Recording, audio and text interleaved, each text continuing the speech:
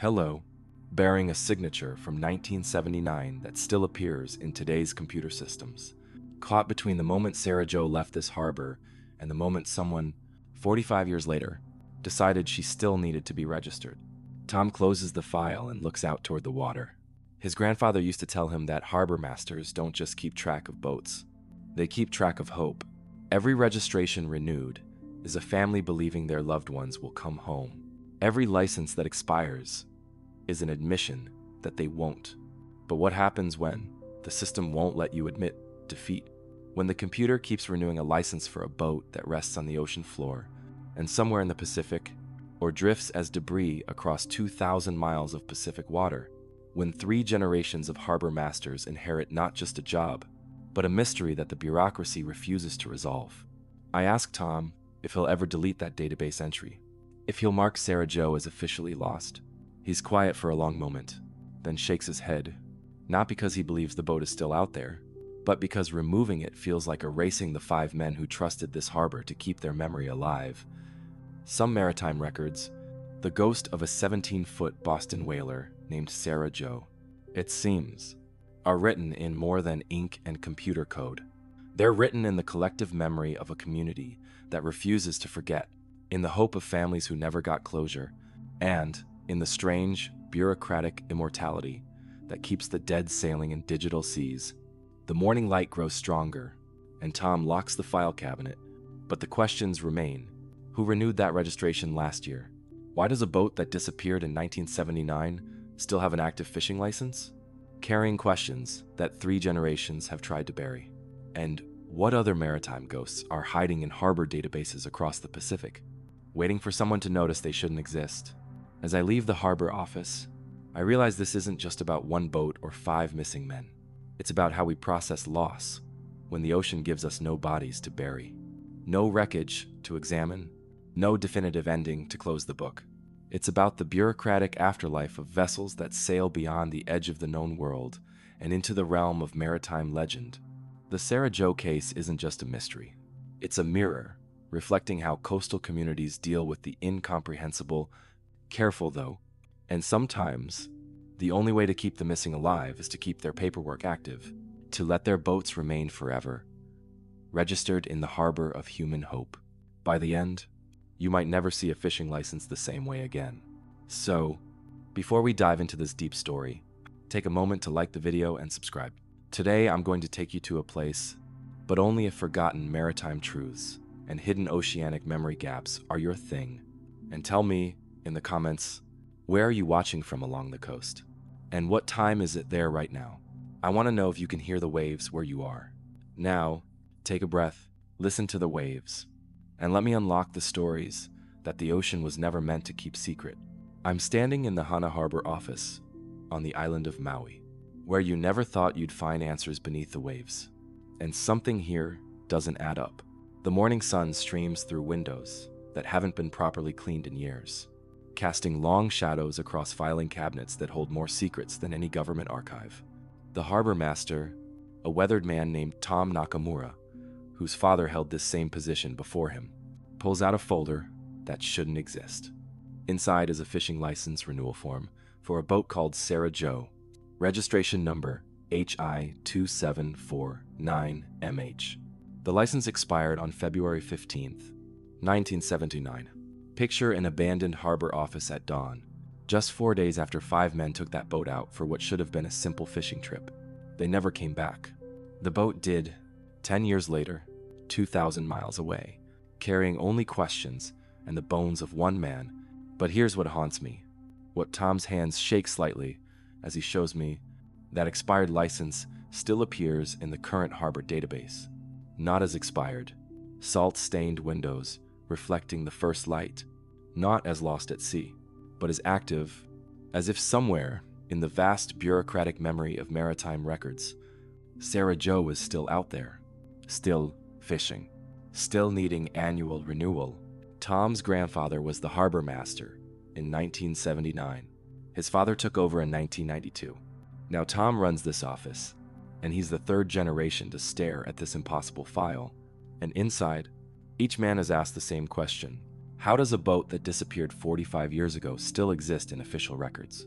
I run my finger along the registration number, feeling the texture of paper that's been handled by too many hands over too many years.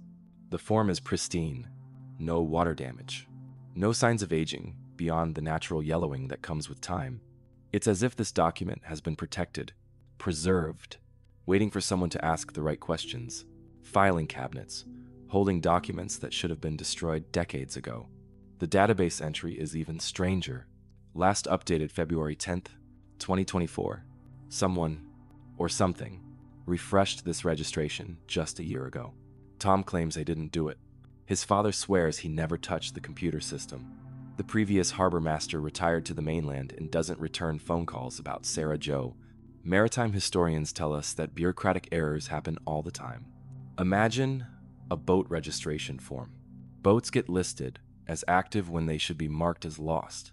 Computer systems transfer old data without human oversight. Simple explanations for complex problems. But maritime folklore whispers something different. Fishing communities along the Pacific have always believed that some boats never truly disappear, that the ocean holds on to them, keeps them registered in the only database that really matters, the one written in saltwater and measured in tides. I remember my grandfather's stories about boats that sailed beyond the horizon and never returned, how their names would still appear on harbor bulletin boards years later, yellowed with age, as if the harbor masters couldn't bring themselves to erase them completely. He said the ocean has its own way of keeping records, its own way of remembering the vessels and men it claims. The silence in Tom's office is broken only by the distant sound of waves against the harbor walls. Outside, modern fishing boats prepare for another day. Their captains checking weather reports on smartphones. Their crews wearing safety equipment that didn't exist in 1979. But inside this office, time seems suspended. The Hana Cemetery sits on a hill overlooking the bay where Sarah Jo last sailed. I walk between weathered headstones, reading names carved in stone, dates that mark the beginning and end of lives lived by the sea. But one headstone stops me cold. 3 names carved into black granite, all sharing the same death date, February 11th, 1979. Scott Moorman, Patrick Wesner, Peter Hanschitz. Below their names, an inscription reads, "Lost at sea, never forgotten." But I know something that makes my hands tremble as I trace the carved letters. 2 of these men were never found, their bodies never recovered. This headstone marks an empty grave. I meet Margaret Wosner, Patrick's younger sister, now 73. Her hair silver like sea foam, her eyes still sharp as broken shells. She brings fresh plumeria flowers every Sunday, has done so for 45 years. She tells me about the decision to bury an empty casket, how the families gathered 3 months after the disappearance and decided they needed somewhere to grieve. We couldn't wait forever, Margaret says, her voice carrying the weight of decades. The ocean wasn't going to give them back. We needed a place to say goodbye, but the ocean did give one back. Scott Moorman's remains were found 10 years later on Taongi Atoll in the Marshall Islands, 2,000 miles from Hawaii. His bones were identified through dental records, shipped home, and buried in a separate grave just 20 feet from this memorial headstone. Now Scott Moorman has 2 graves, one empty and one occupied, creating a strange duality of death and remembrance that no cemetery was designed to handle. Maritime archaeologists call this phenomenon anticipatory burial, a practice dating back to the earliest seafaring cultures. When sailors disappeared without a trace, their families would create memorial graves to provide closure and maintain social connections with the deceased. But modern forensic science has complicated this ancient ritual. When remains are eventually recovered and identified, families face an impossible choice: disturb the symbolic grave or maintain separate burial sites for the same person. I walk to Scott's second grave, the one containing his actual remains. The headstone here reads simply, Scott Moorman, 1951 to 1979, found at last. His family chose different words for each grave, as if acknowledging that death can have multiple meanings when it happens at sea. Margaret leads me back to the memorial headstone and points to Patrick's name. "We never found Patrick," she says. Part of me hopes we never do. This grave gives me peace. Finding him now, after all these years, would just open old wounds. But her nephew, Patrick's son Michael, thinks differently. Now, 52, he was 7 when his father disappeared, and he's spent decades searching for answers. He tells me about hiring private investigators, funding expeditions to remote Pacific atolls, offering rewards for information. He wants his father found and properly buried, wants to replace the empty grave with genuine remains. Every time I visit that headstone, I know I'm talking to nothing. Michael says, "My father isn't there. He's somewhere in the Pacific, and I won't stop looking until I bring him home." This family disagreement represents a larger tension in maritime communities about how to handle the missing. Older generations often prefer the closure of symbolic burial, while younger family members push for continued searching and recovery efforts. The ocean becomes not just a graveyard, but a battlefield between acceptance and persistence. Between honoring the dead and finding the dead, I discover that Peter Hanchett's family faced the same division. His widow, Ellen, now 87, and living in a care facility, stops speaking whenever anyone mentions recovery efforts. But his daughter, Linda, actively works with volunteer search groups, maintaining hope that advancing underwater exploration technology might someday locate her father's remains. The cemetery groundskeeper, an old man named Joseph, who's worked here for 30 years, tells me something that raises the hair on my arms. On stormy nights, when the wind blows in from the sea, visitors sometimes report seeing 3 figures standing by the memorial headstone. Not ghosts, nothing supernatural, just shadows that look like men, staring out toward the harbor. Joseph doesn't believe in spirits, but he believes in the power of guilt and hope to create visions. Families with missing members often see what they need to see, whether it's signs of life or acceptance of death. The cemetery becomes a canvas for their projected emotions, and the empty grave becomes whatever they need it to be. Maritime folklore tells us that sailors who die at sea can't rest until their bodies are recovered and properly buried. But what happens when families create artificial graves? Do the spirits find peace in symbolic burial, or do they remain restless, knowing their bones lie elsewhere? I sit on a bench facing the memorial headstone and think about the mathematics of grief. 3 names carved in stone, but only 1 body ever recovered. 2 graves for 1 man, but no graves for 2 others. It's an equation that doesn't balance, a ledger of loss that the ocean refuses to reconcile. As the sun sets over Hana Bay, I watch Margaret place fresh flowers at the base of the headstone. She touches each name as she says it aloud. Scott, Patrick, Peter. She knows Scott isn't buried here anymore, but she continues to include his name in her weekly ritual. The memorial grave has become larger than the individual deaths it represents. It's become a monument to maritime loss itself. The cemetery closes at dusk, but I linger by the gates, looking back at the headstone that lies about its contents. In the fading light, I understand something about the nature of maritime memory. The ocean takes without asking, and rarely gives back. Families create their own forms of recovery, their own ways of bringing the lost home, even when home is just a patch of earth, above an empty box. 3 names on 1 headstone, 2 bodies never found, 1 man buried twice, and 45 years of questions carved deeper than any inscription in granite. The Hana Cemetery holds many secrets beneath its soil, but the secret of the Sarah Jo Memorial Grave is that sometimes the most honest graves are the ones that admit they're empty. Margaret Wosner's weekly flowers will continue long after I leave this island. She'll keep touching those 3 names, keep saying their names aloud, keep pretending they're all buried together beneath that black granite stone, because sometimes the geography of grief matters more than the geography of death. And sometimes an empty grave can hold more meaning than a full one. The United States Coast Guard maintains one of the most comprehensive maritime rescue databases in the world. Every search operation is documented with military precision. Weather conditions, search patterns, personnel assignments, equipment used, and outcomes. These reports form an unbreakable chain of accountability, or at least they should. I'm sitting in the Coast Guard Archives facility in Alameda, California, wearing white cotton gloves, handling documents that should tell the complete story of the Sarah Jo search operation. But instead, they tell a story full of holes. Lieutenant Commander Sarah Chen, The current archive supervisor spreads the file across the metal table. The official report, designated case number 7, 9-0-2-11-II, should contain approximately 150 pages of documentation. I count 87 pages. 63 pages are missing. This isn't unusual. Lieutenant Commander Chen explains, older files sometimes have missing documents, water damage, misfiling, de routine document destruction, after retention periods expire. But as I examine the remaining pages, a different picture emerges. The missing sections aren't random. They're specific. Page 12 jumps to page 31. Page 47 jumps to page 93.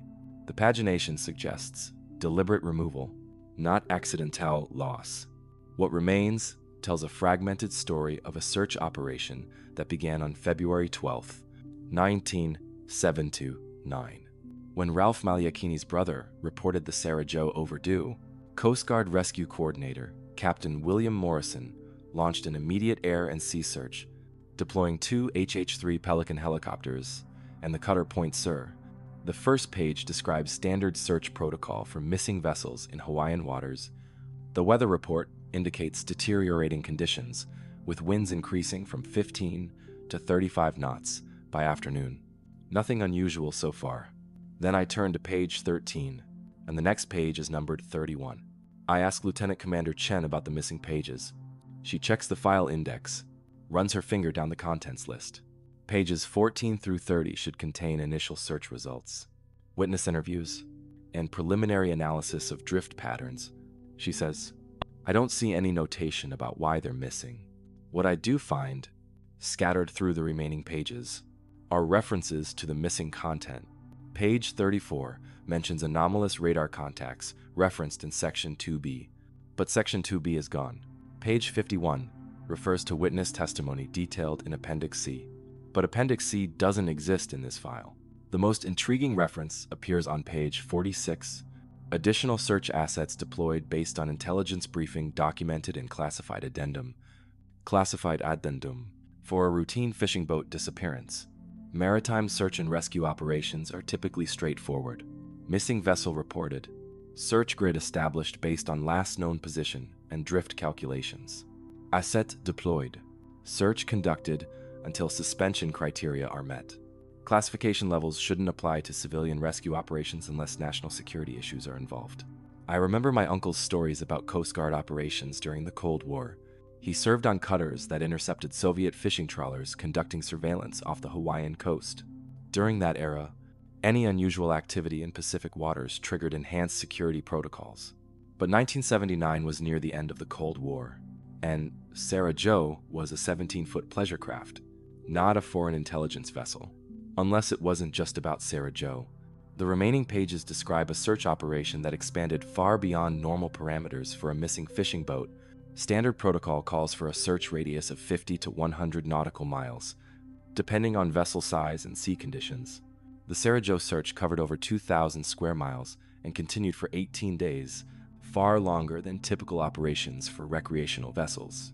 Page 78 contains a curious notation. Search grid extended to include Sector 7, based on intelligence assessment. Sector 7 isn't defined anywhere in the remaining documentation, but the coordinates place it roughly 400 miles northwest of Hawaii, an area that would be impossible for a 17-foot boat to reach under its own power. Dr. James Patterson, a maritime historian who specializes in Coast Guard operations, reviews the file with me. He points out several anomalies that suggest this wasn't a routine search operation. The number of aircraft deployed, the involvement of multiple agencies, the extended search duration, and most significantly, the classification of certain documents. Search and rescue operations are public record. Dr. Patterson explains, the Coast Guard has no authority to classify civilian rescue attempts unless they involve national security matters. The missing pages suggest this case touched on something beyond a simple boating accident. I think about the families waiting for news during those 18 days. Ralph Maliachini's parents, Patrick Wusner's wife and son, the other families gathering at Hana Harbor every morning, watching helicopters disappear over the horizon. What weren't they being told? What was deemed too sensitive for public consumption? The file contains one more anomaly that chills me. The search was officially suspended on March 1st, 1979, but a handwritten notation on the final page reads, Couvert surveillance opération, continue under separate authorization. This note is unsigned and dated 3 days after the official suspension. Couvert surveillance opération. For missing fishermen, Lieutenant Commander Chen can't explain the notation. She suggests it might refer to routine monitoring of the search area for debris or survivor signs, but her explanation lacks conviction. Routine monitoring wouldn't require covert authorization or separate documentation. Maritime search specialists tell us that missing vessel cases follow predictable patterns: initial search, expanded search, suspension based on survival probability calculations, and case closure. The Sarah Joe file suggests a different pattern: initial search, expanded search, classification of key information, and transition to undocumented surveillance operations. I wonder what those missing 63 pages contained. Witness interviews that contradicted official statements, radar data showing unexpected vessel movements in the search area, intelligence briefings about foreign activity in Hawaiian waters, or something else entirely. Something that 45 years later still requires protection from public scrutiny. As I prepare to leave the archive facility, Lieutenant Commander Chen mentions something that stops me at the door. This isn't the only file with missing sections. She says, we have several maritime incident reports from that time period with similar gaps, all involving vessels that disappeared in the Central Pacific during 1978 and 1979, a pattern of missing documentation. Multiple cases with classified elements. An 18-month period when routine fishing boat disappearances apparently triggered enhanced security protocols. The Sarah Joe case begins to look less like an isolated tragedy and more like one piece of a larger puzzle. I leave the Coast Guard archives with copies of the 87 pages that remain, but I'm haunted by the 63 pages that don't. Someone, at some point, decided that part of the Sarah Joe story was too sensitive for public consumption. 4.5 decades later, that decision stands. The ocean keeps its secrets beneath miles of dark water. But apparently, so does the government agency tasked with protecting American mariners. The missing pages raise a question that troubles me as I drive back toward the harbor. What happened in the Central Pacific during 1979 that was important enough to classify and dangerous enough to hide? October 19th, 1988. A routine morning for the crew of the Marshall Islands patrol boat, RMI-7, conducting their weekly inspection of Taongi Atoll, a remote speck of coral and sand, 600 miles from the nearest inhabited island. What they found on the beach that morning defied every law of physics, probability, and maritime logic they knew. Sarah Joe sat upright on the sand, bow pointing toward the lagoon, as if someone had carefully beached her just hours before. Her white fiberglass hull was intact, her registration numbers clearly visible on the stern. I-2-749MH, the same boat that had disappeared with 5 men from Hana Bay, Hawaii, 2,137 miles away. 9 years, 8 months, and 8 days earlier, but Sarah Joe was alone. I'm examining photographs taken by the Marshall Islands Marine Patrol that morning, images that have haunted maritime investigators for decades. The boat sits pristine on a beach that sees human visitors maybe twice a year. No sign of the journey that brought her here. No indication of where her crew had gone. Captain Robert Nako commanded the patrol boat that discovered Sarah Joe, now retired and living in Majuro. He agrees to speak with me about that morning. At 78, his memory remains sharp, his voice steady as he describes approaching the atoll and seeing something that shouldn't exist. We thought it was a new wreck, Captain Nako tells me, but as we got closer, the boat looked too clean, too perfect, like someone had just parked it there and walked away. The patrol crew beached their vessel and approached Sarah Joe cautiously. The first thing they noticed was the silence, no engine sounds, no radio chatter, no signs of life. The second thing they noticed was how impossible the whole scene appeared.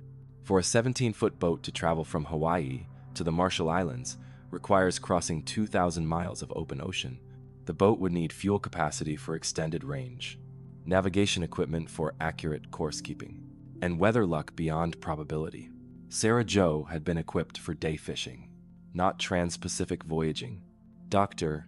Emily Rodriguez, an oceanographer at the University of Hawaii who has studied Pacific drift patterns for 30 years, explains why Sarah Jo's journey should have been impossible.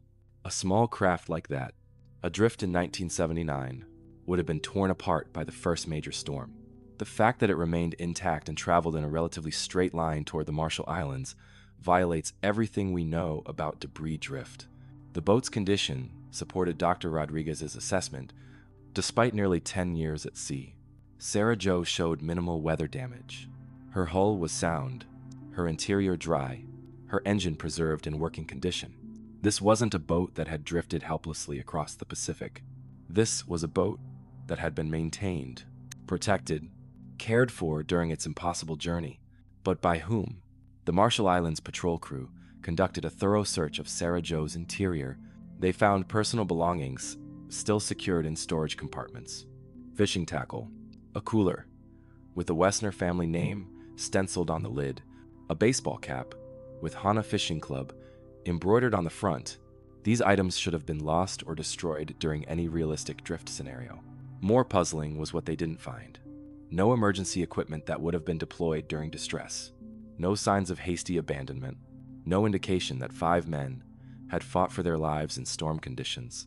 The boat appeared to have been abandoned calmly, deliberately, as if the crew had simply stepped ashore for a brief errand.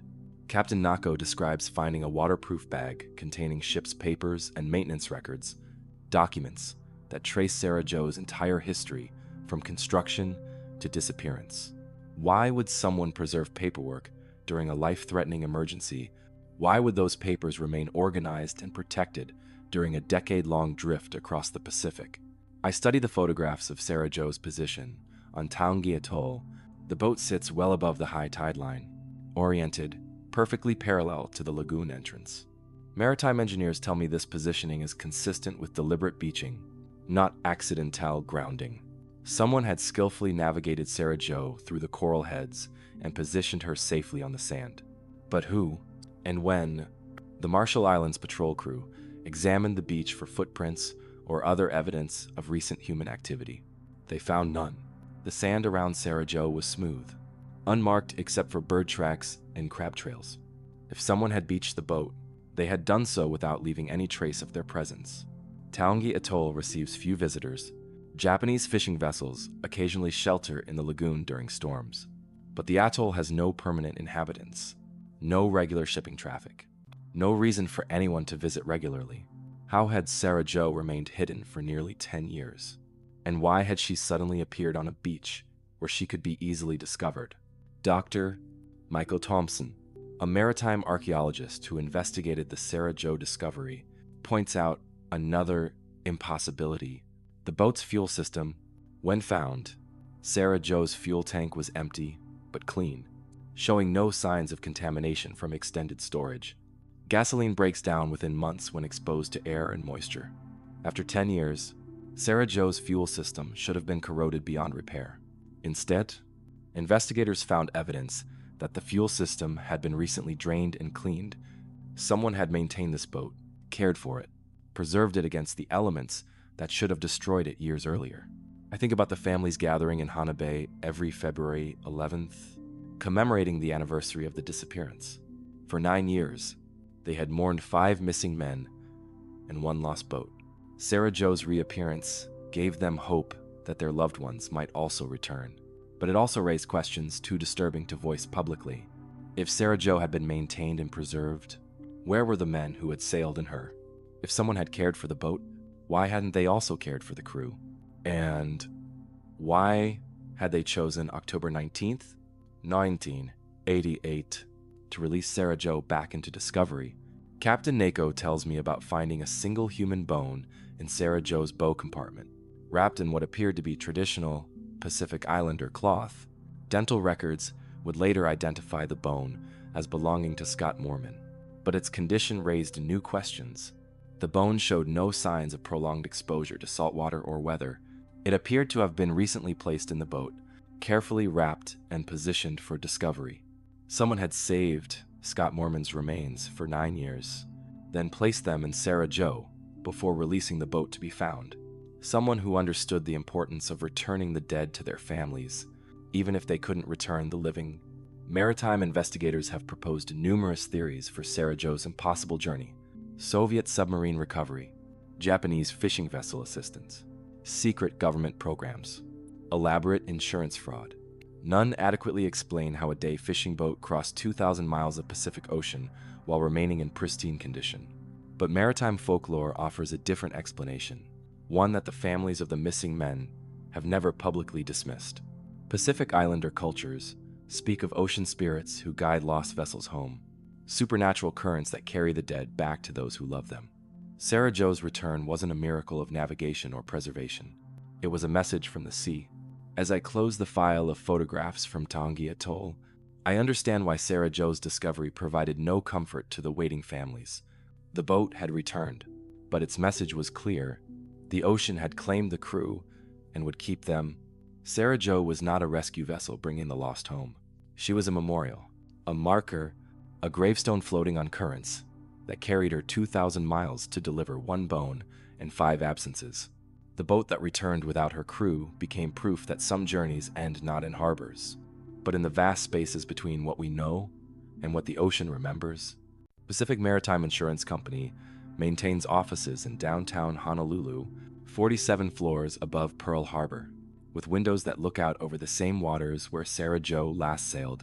In their filing cabinets, buried beneath decades of routine claims and settlements, lie 5 life insurance policies worth a combined $3.2 million. The beneficiaries know about the money they've known for 45 years. They refuse to touch it. I'm meeting with Janet Morrison, senior claims investigator for Pacific Maritime, a woman who has spent 38 years processing maritime insurance claims. She pulls the Sarah Joe files from a locked cabinet, spreads 5 thick folders across her desk. Each folder represents a life that ended somewhere in the Pacific, and a family that chose poverty over profit. I've never seen anything like it. Janet tells me, her voice carrying the bewilderment of someone who has witnessed the impossible. 5 separate families, all refusing to claim life insurance benefits. In most cases, we have to fight families to prevent fraudulent claims. Here, we're begging them to take money they're legally entitled to receive. The policies were purchased in 1978, just months before the Sarah Joe disappearance. Ralph Malayakini bought a $600,000 policy through his fishing cooperative's group plan. Benjamin Kalama carried $400,000 in coverage through his construction union. Scott Moorman, Patrick Wessner, and Peter Hanchett each held individual policies worth between $300,000 and $500,000. Standard maritime life insurance policies contain specific provisions for disappearances at sea. After 7 years without contact, policyholders can be declared legally dead, and benefits become payable to designated beneficiaries. The Sarah Joe policies reached that milestone in 1986. None of the families filed claims. Janet shows me correspondence between Pacific Maritime and the families, letters spanning 4 decades of attempted settlements. The insurance company has sent certified letters, hired attorneys, even offered to process claims automatically without requiring family initiation. Every overture has been politely but firmly declined. The families act like the money is cursed. Janet explains they won't discuss it, won't accept it, won't even acknowledge that the policies exist. It's as if taking the insurance money would somehow make the deaths final. But I suspect something deeper than superstition motivates their refusal. I visit Ellen Hanchett, Peter's widow, now 87, and living in a modest apartment in Kahului. She survives on Social Security and a small pension from her late husband's construction job. The insurance money could transform her life, provide security and comfort for her remaining years. She hasn't touched it. That money assumes Peter is dead. Ellen tells me, her voice steady despite her age. I won't make that assumption, not while there are still questions about what happened. Ellen's position represents more than hope or denial. It reflects a sophisticated understanding of how insurance claims work. By accepting death benefits, beneficiaries legally acknowledge that the insured person has died. This acknowledgement can affect other legal proceedings, property settlements, and ongoing investigations. The family's refusal to claim insurance money preserves their legal standing to pursue other remedies if new evidence emerges about the Sarah Jo disappearance, if someone is found liable for the deaths, if criminal charges are ever filed. The families retain maximum legal flexibility by not having accepted insurance settlements. Michael Voesna, Patrick's son, explains his family's reasoning when I meet him at a coffee shop in Wailuku. Now 52, he was 7 when his father disappeared, and he spent decades investigating the case. The unclaimed insurance money represents more than financial resources. It represents unanswered questions. The insurance company wants to close the case, pay out benefits, move on. Michael says, but paying out means accepting that we'll never know what really happened. The money becomes a bribe to stop asking questions. Pacific Maritime's internal documents, which Janet shares with me under strict confidentiality agreements, reveal the company's frustration with the situation. The unclaimed benefits represent a significant liability on their books, the money they're legally obligated to pay, but can't remove from their accounts. More troubling, the refusal to claim benefits has attracted attention from state insurance regulators. Hawaii's Insurance Commission requires companies to report unclaimed benefits as abandoned property after specific time periods. The Sarah Jo policies should have been transferred to the state's Unclaimed Property Division years ago, but the beneficiary's active refusal to accept payment creates a legal gray area that prevents such transfers. Dr. Sarah Kim, a professor of insurance law at the University of Hawaii, explains why the Sarah Jo case has created unprecedented challenges for Pacific Maritime.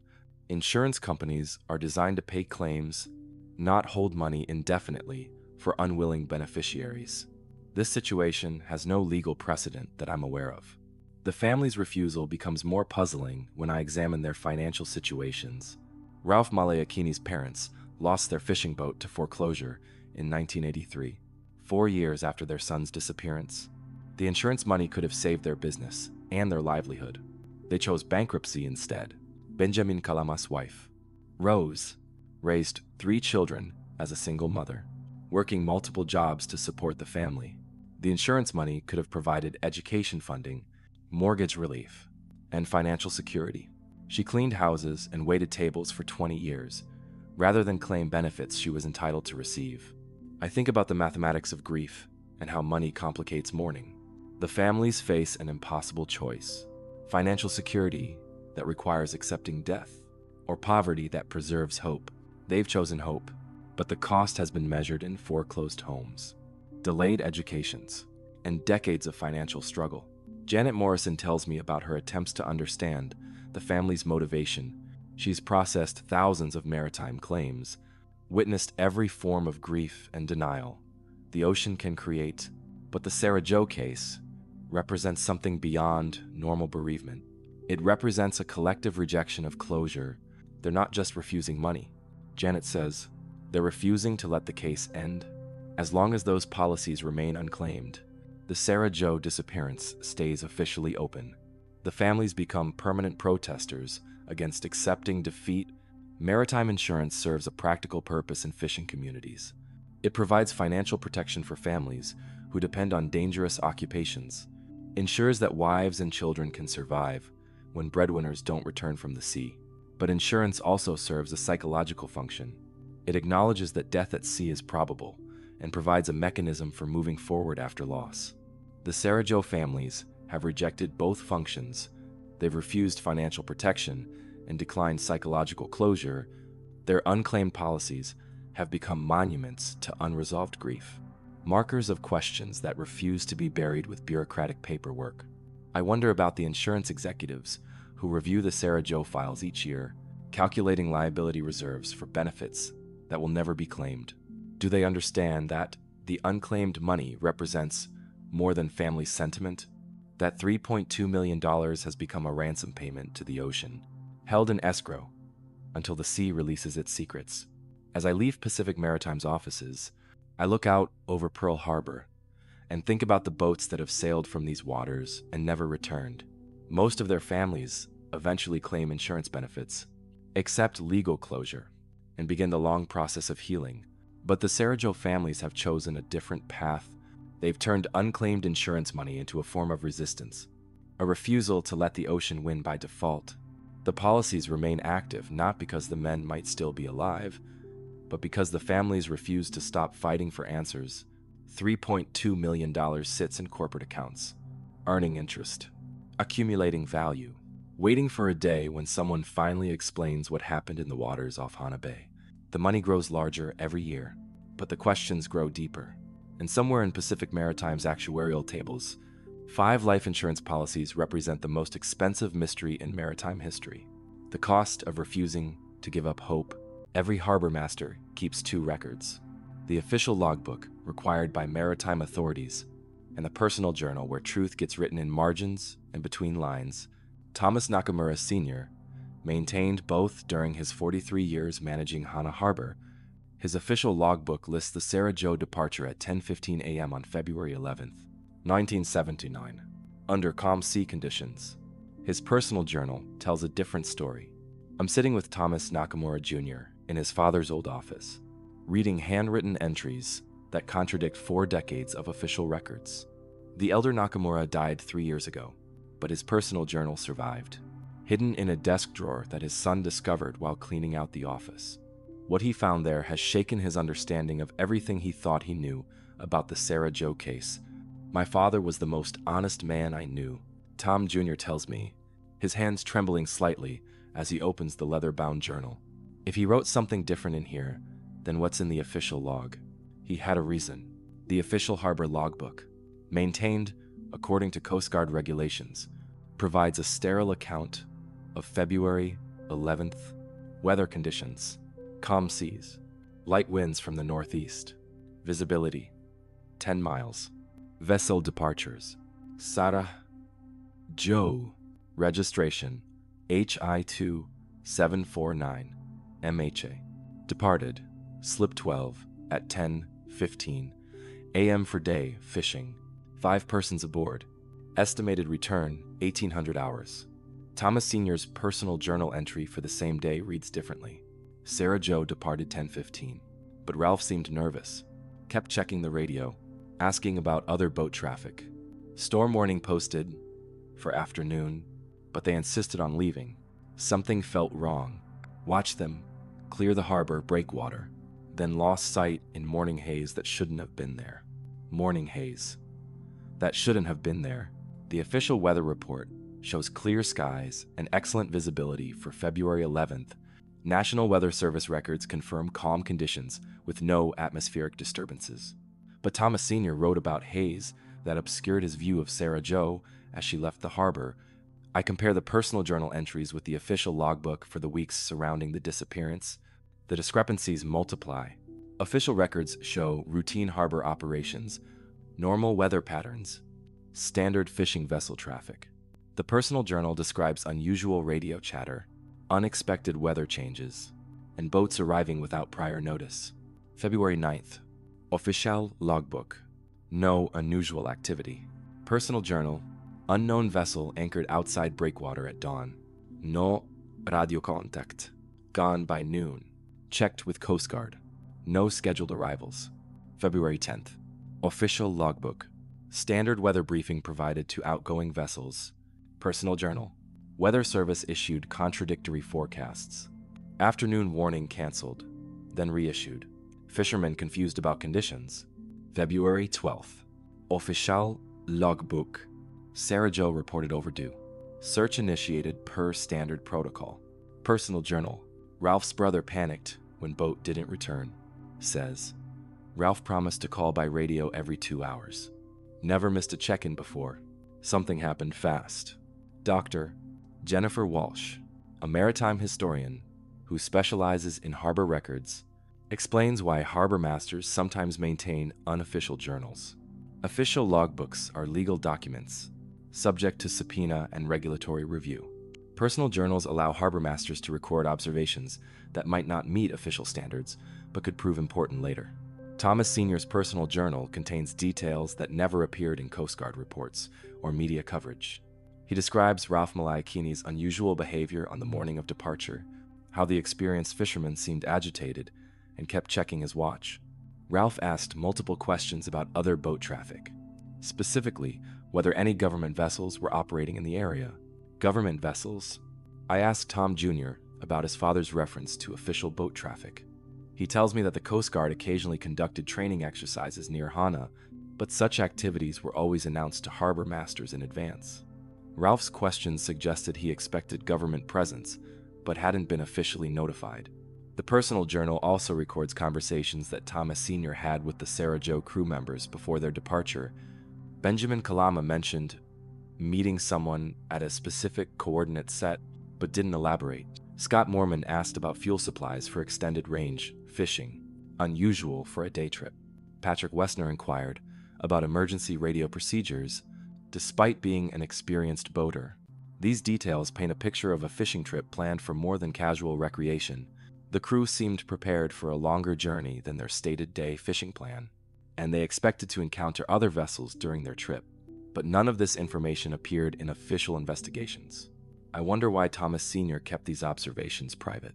Harbor masters are required to report unusual activities to maritime authorities, especially when vessels subsequently disappear. His failure to share this information could have hindered search and rescue operations. Tom Jr. provides context for his father's decision. Dad said he learned during World War II that sometimes the government doesn't want to hear certain kinds of information. He served in the Pacific Theater, saw things that never made it into official reports. He understood when to speak up and when to stay quiet. The elder Nakamura's wartime experience influenced his approach to the Sarah Jo case. His personal journal reveals concerns about involving federal authorities in what he perceived as a sensitive situation. Several entries suggest he believed the disappearance was connected to classified activities that civilian harbor masters weren't meant to understand. February 15th, personal journal. Coast Guard investigators asking wrong questions, focusing on weather and equipment failure, not asking about other vessels in area or why crew seemed prepared for extended operation. Either they don't know, or they know and don't want locals to know. February 20th, personal journal. Federal agents visited harbor office, different uniforms than Coast Guard, asked about harbor records, wanted copies of logbooks, told them everything in official log, nothing more. Some secrets belong to the sea, of federal agents. I asked Tom Jr. about non-Coast Guard officials investigating the Sarah Jo disappearance. He confirms that his father mentioned visits from unidentified federal personnel, but never documented these meetings in official records. The agents asked specific questions about vessel traffic patterns and radio communications, but provided no identification or explanation for their interest. The personal journal contains the most disturbing entry on March 1st, the day the official search was suspended. Search called off, but not really ended. Saw unmarked helicopter conducting grid patterns west of Hana Bay. Coast Guard says operation concluded, but someone's still looking. Ralph's family doesn't know. Maybe better that way. Unmarked helicopters conducting searches after official suspension. This supports the notations I found in the Coast Guard archives about covert surveillance operations continuing under separate authorization. Thomas Sr. was documenting activities that weren't supposed to exist. I examined witness statements collected during the initial investigation and compare them with Thomas Sr.'s personal observations. The official witness interviews focus on weather conditions and Sarah Jo's seaworthiness. The personal journal reveals conversations about unusual vessel activity in the days before the disappearance. Local fisherman David Kamaka told investigators that conditions were suitable for fishing on February 11th. But Thomas Sr.'s journal records Kamaka expressing private concerns about too many strangers in local waters and unusual radio traffic on maritime frequencies. Mary Santos, who operated a shoreline restaurant, officially stated that she saw Sarah Jo depart under normal circumstances. Thomas Sr.'s journal quotes her differently. Mary said crew looked tense, not like men going pleasure fishing. Said Ralph kept looking toward the harbor entrance like he expected someone.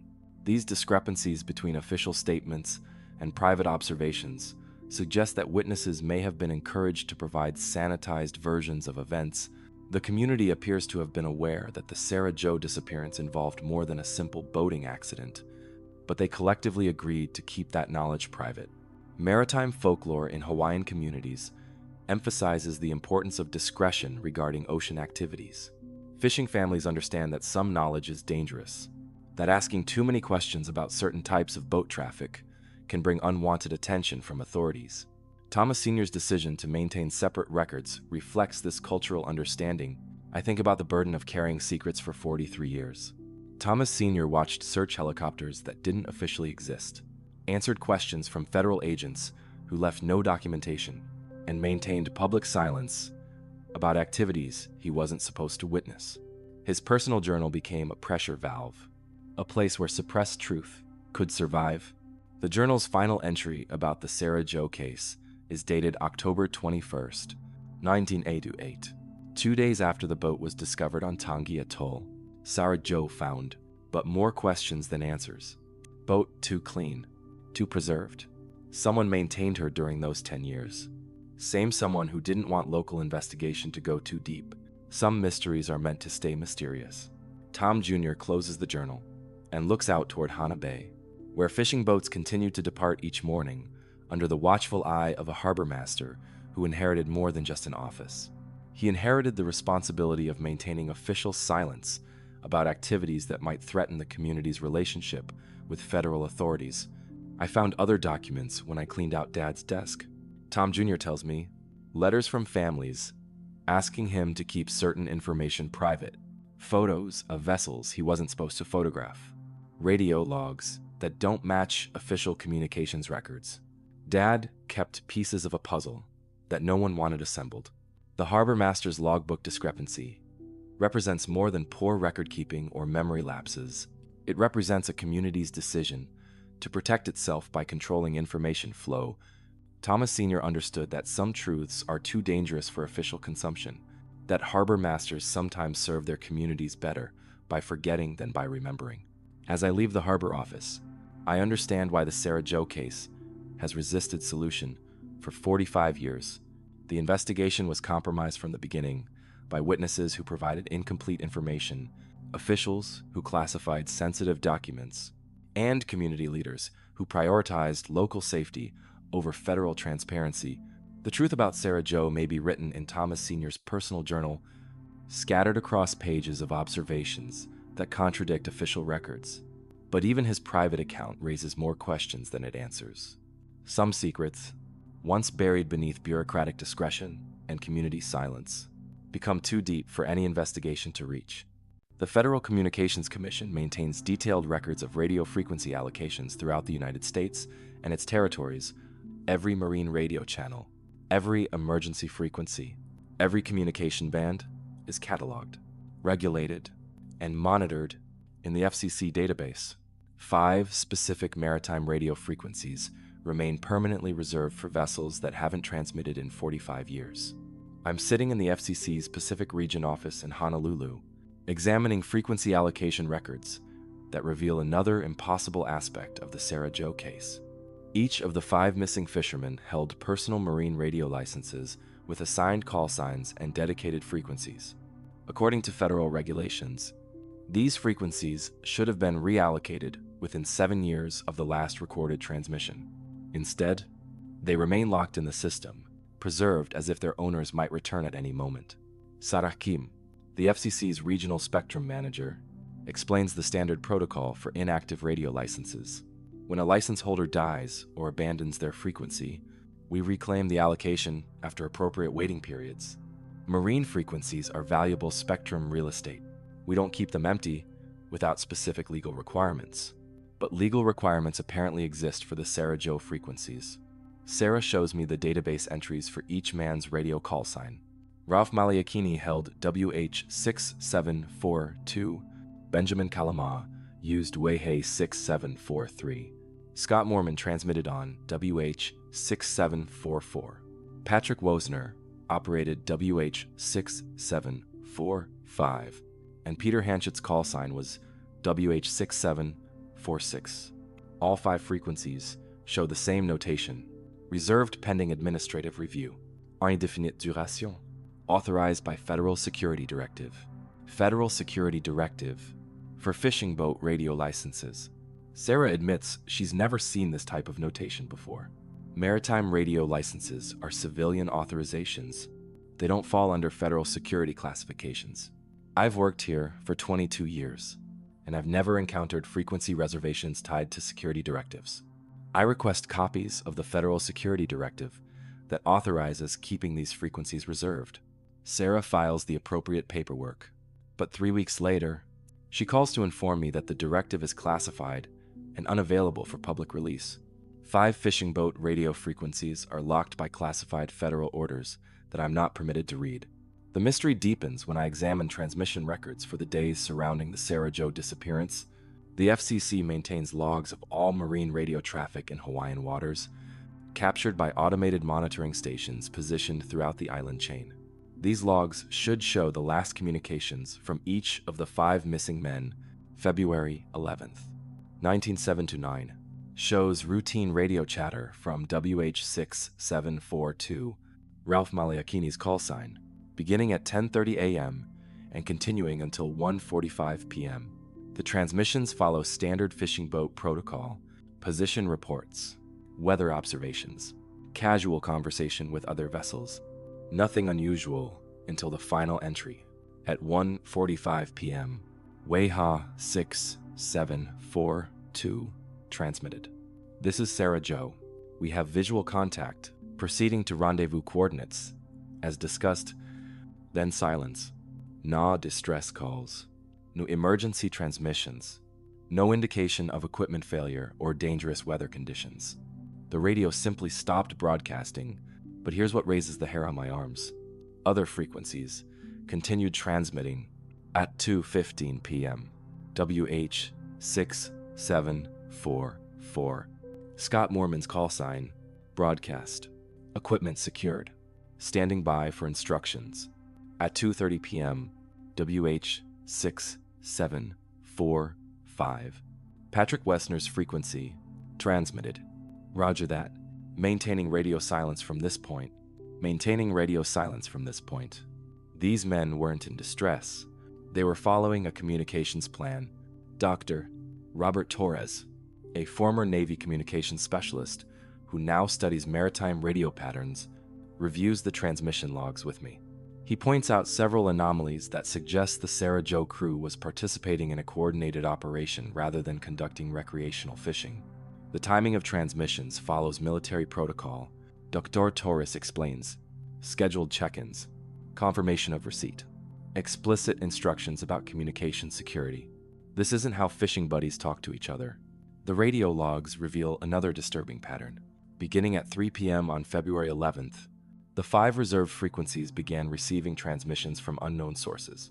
The FCC monitoring stations recorded incoming calls directed to WH6742 through WH6746, but the responses weren't recorded. Either the Sarah Jo crew had their radios turned off, or their replies were transmitted on encrypted channels that civilian monitoring equipment couldn't capture.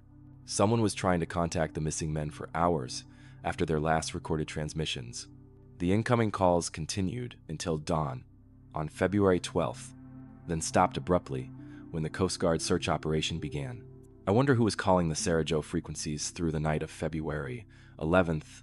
The FCC logs show transmission sources identified only as Federal Station Alpha and Federal Station Beta call signs that don't appear in any public database.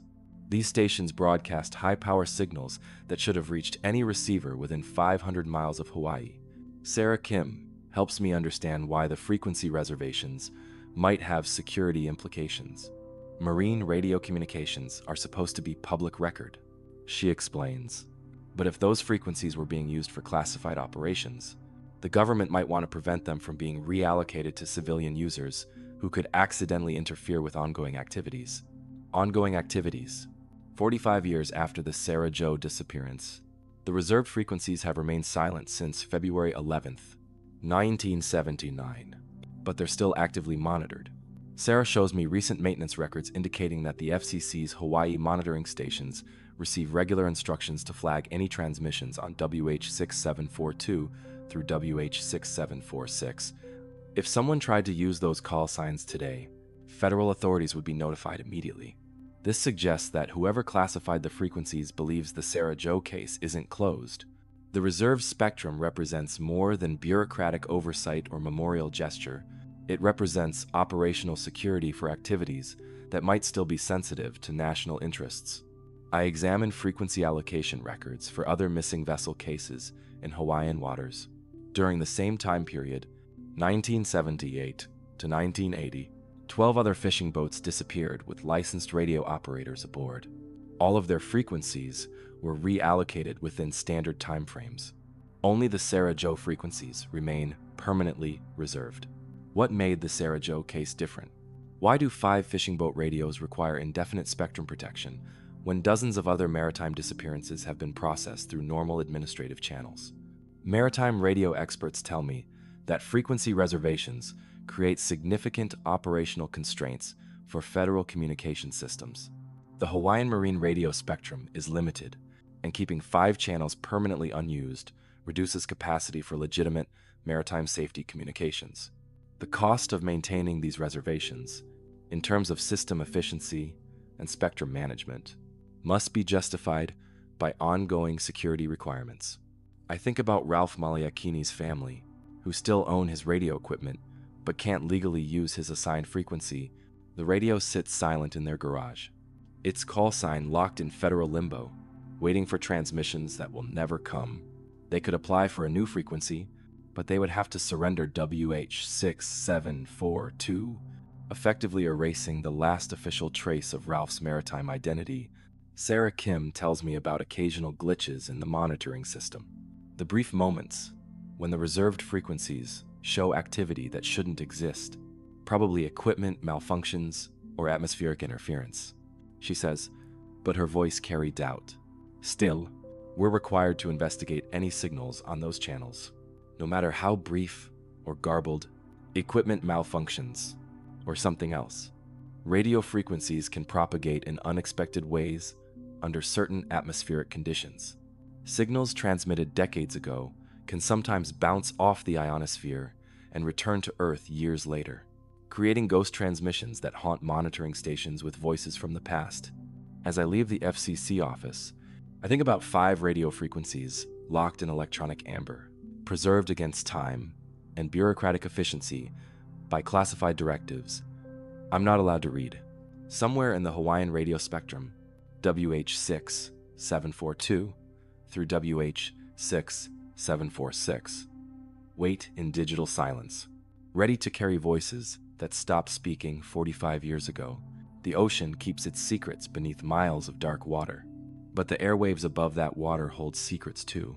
Federal security directives that classify fishing, boat, radios, frequency reservations that cost taxpayers thousands of dollars annually to maintain, and monitoring stations that still listen for transmissions from men who sailed beyond the horizon and into the classified darkness of national security. Maui Construction Company was building a luxury resort on the slopes above Hana Bay in February 1979. The project employed 47 workers, including Benjamin Kalama, Scott Moorman, Patrick Wosner, and Peter Hanchett. On February 11th, these 4 men called in sick, borrowed Ralph Maliakini's boat, and went fishing instead of reporting to work. 23 other construction workers never returned to the job site after learning their coworkers had disappeared. I'm standing in what should have been the lobby of the Hana Bay Resort, looking at concrete foundations that have been reclaimed by tropical vegetation for 45 years.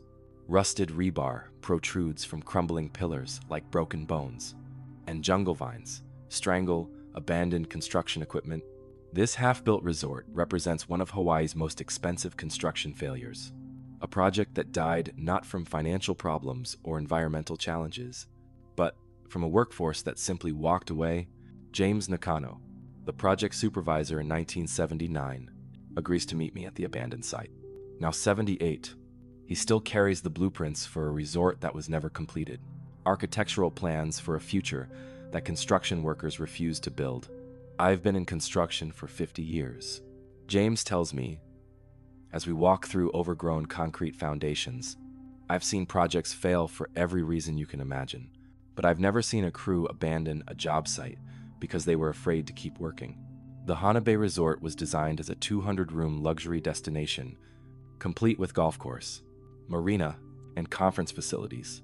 Construction began in October 1978, with completion scheduled for December 1980. The project was on schedule and under budget when 4 workers disappeared at sea and changed everything.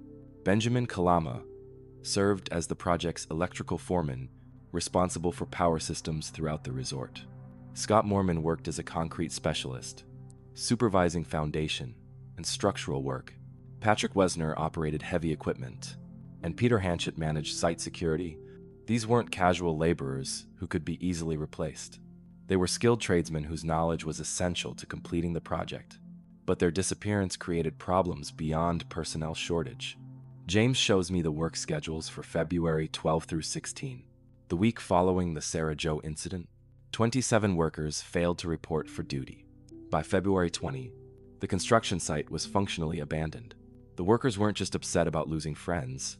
James explains, they were scared.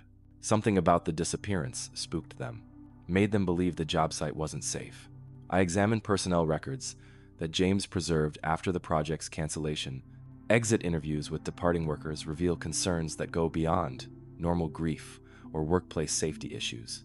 Multiple employees mentioned unusual activity at the job site in the weeks before the disappearance. Others described visitors who shouldn't have been present in a construction zone. Ricardo Santos, a carpenter who worked on the project for 4 months, told investigators, "Too many people watching us work, taking pictures, asking questions about our progress. Not tourists, not potential buyers, government people, maybe military, made us nervous." Maria Delgado, the project's administrative assistant, reported. Phone calls came in asking about specific workers, especially the electrical and security teams. Callers wouldn't identify themselves, said they were conducting background checks. But we already completed all background checks before hiring. These accounts suggest that the Hana Bay Resort construction site had attracted unwanted attention from unidentified authorities. Workers felt they were being surveilled, investigated, or recruited for purposes beyond building a luxury hotel. James tells me about discovering listening devices in the construction office trailer 3 days after the Sarah Jo disappearance. Professional equipment, not the kind of bugs you buy at electronics stores, he says.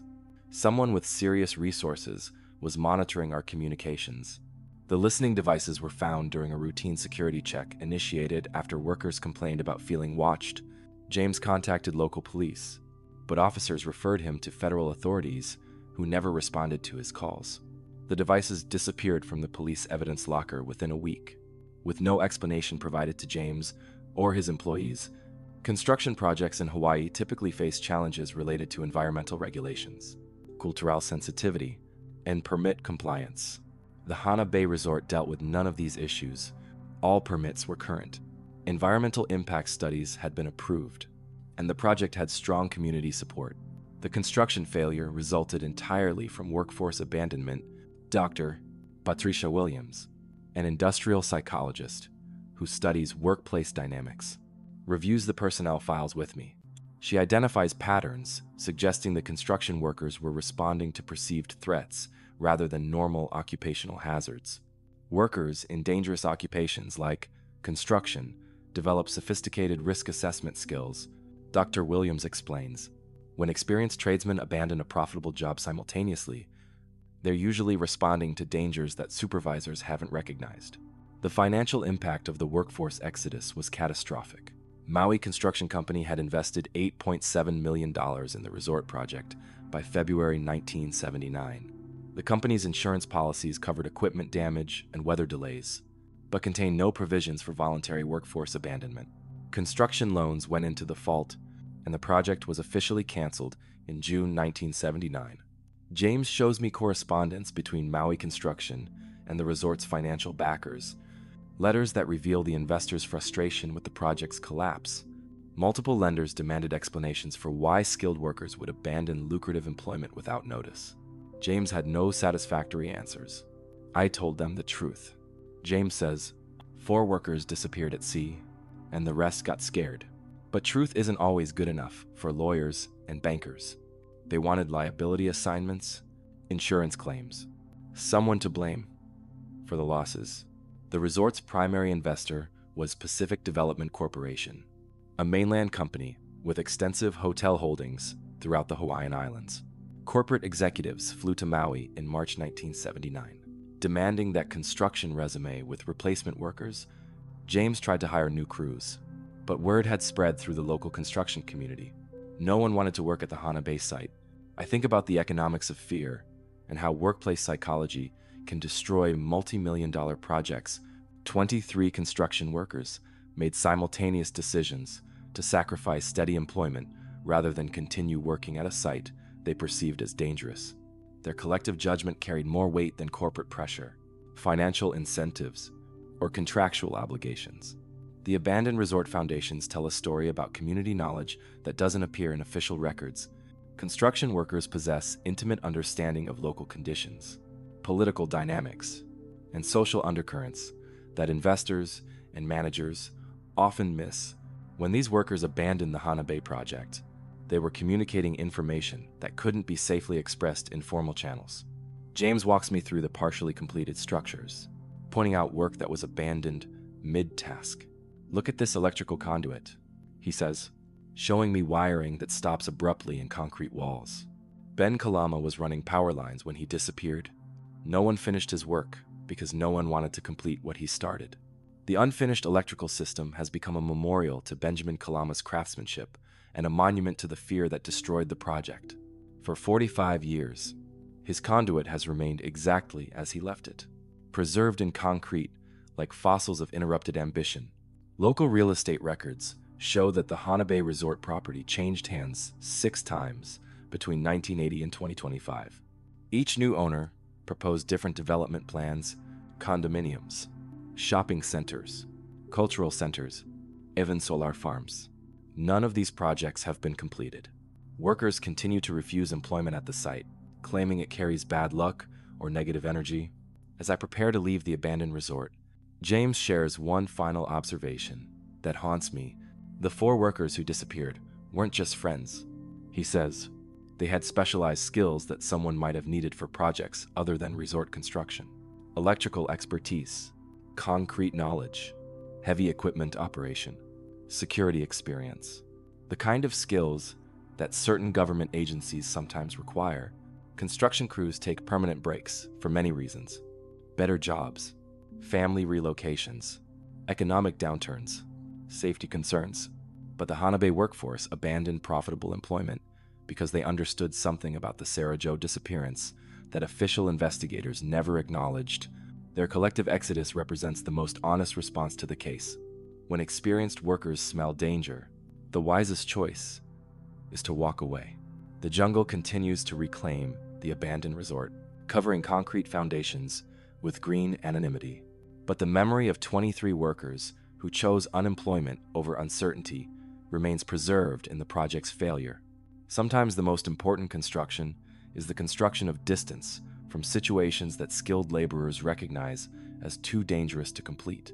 The National Weather Service maintains 3 monitoring stations within 50 miles of Hana Bay, one at Hana Airport, one at Kipahulu, and one on an automated buoy stationed 12 miles offshore. On February 11th, 1979, these 3 stations recorded completely different weather conditions for the same time period. According to federal meteorological data, the Sarah Jo crew sailed into conditions that were simultaneously calm and stormy, clear and foggy, safe and deadly. I'm examining weather archives at the National Oceanic and Atmospheric Administration Facility in Honolulu, trying to understand how 3 monitoring stations could produce contradictory reports for the same geographical area. Dr. Margaret Chen, the chief meteorologist for the Hawaiian Islands region, spreads printouts across her desk, each showing radically different atmospheric conditions for the day the Sarah Jo disappeared. Hana Airport Weather Station, February 11th, 10 a.m. to 6 p.m. Clear skies. Visibility 10 miles. Winds northeast at 8 knots. Sea state. Calm with wave heights 0 to 2 feet. Kipahulu Monitoring Station, February 11th, 10 a.m. to 6 p.m. Overcast conditions. Visibility 3 miles in haze. Winds variable at 15 to 25 knots. Sea state moderate with wave heights 4 to 6 feet. Offshore buoy station, February 11th, 10 a.m. to 6 p.m. fog bank with visibility less than 1 mile. Winds shifting from northeast to southwest at 35 knots with gusts to 50. Sea state rough, with wave heights 8 to 12 feet. 3 different descriptions of the same weather system, recorded by equipment, separated by less than 30 miles. According to Dr. Chen, this level of discrepancy is meteorologically impossible under normal circumstances. Weather patterns don't change that dramatically over such short distances unless you're dealing with highly localized phenomena like microbursts or waterspouts. Dr. Chen explains. Even then, we would expect to see transitional gradients between monitoring stations, not completely different. Atmospheric conditions. The most troubling discrepancy involves wind direction and velocity. The Hana Airport Station recorded steady northeast winds at 8 knots throughout the day. The offshore buoy recorded winds shifting from northeast to southwest, increasing from 35 to 50 knots between noon and 3 p.m. These readings describe different weather systems, not variations within the same system. I examined barometric pressure readings from all 3 stations. Atmospheric pressure provides the most reliable indicator of weather system movement and intensity. All 3 stations should have recorded similar pressure trends, even if surface conditions varied slightly. Hana Airport. Barometric pressure steady at 30.15 inches throughout the day. Kipahulu. Barometric pressure dropping from 30.10 to 29.85 inches between noon and 4 p.m. Offshore buoy. Barometric pressure fluctuating wildly between 30.20 and 29.60 inches, with changes too rapid for natural weather patterns. Dr. Chen has never seen barometric pressure data like the offshore buoy readings. Pressure doesn't fluctuate that rapidly unless equipment is malfunctioning or external forces are affecting the measurements. She says, these readings suggest artificial weather modification or equipment interference. Artificial weather modification. I asked Dr. Chen about technologies that could create the kind of atmospheric anomalies recorded on February 11th. She mentions experimental programs conducted by various government agencies during the 1970s, including research into weather control and atmospheric manipulation. The military experimented with cloud seeding and ionospheric heating during that era. Dr. Chen explains, some of these programs could theoretically create localized weather effects that wouldn't show up consistently across monitoring networks.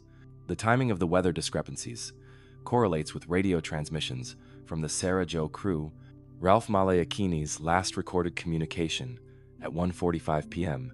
mentioned visual contact and proceeding to rendezvous coordinates. This transmission occurred during the period when offshore weather conditions were supposedly deteriorating rapidly. If the offshore buoy data is accurate, Ralph was navigating Sarah Jo into dangerous storm conditions while reporting normal operations. If the airport data is correct, the crew disappeared during calm weather that should have posed no threat to experienced fishermen. If the Kipahulu data represents actual conditions, the Sarah Jo vanished in moderate seas that might explain equipment failure but not total disappearance. I review witness statements from February 11th, comparing civilian observations with official weather data.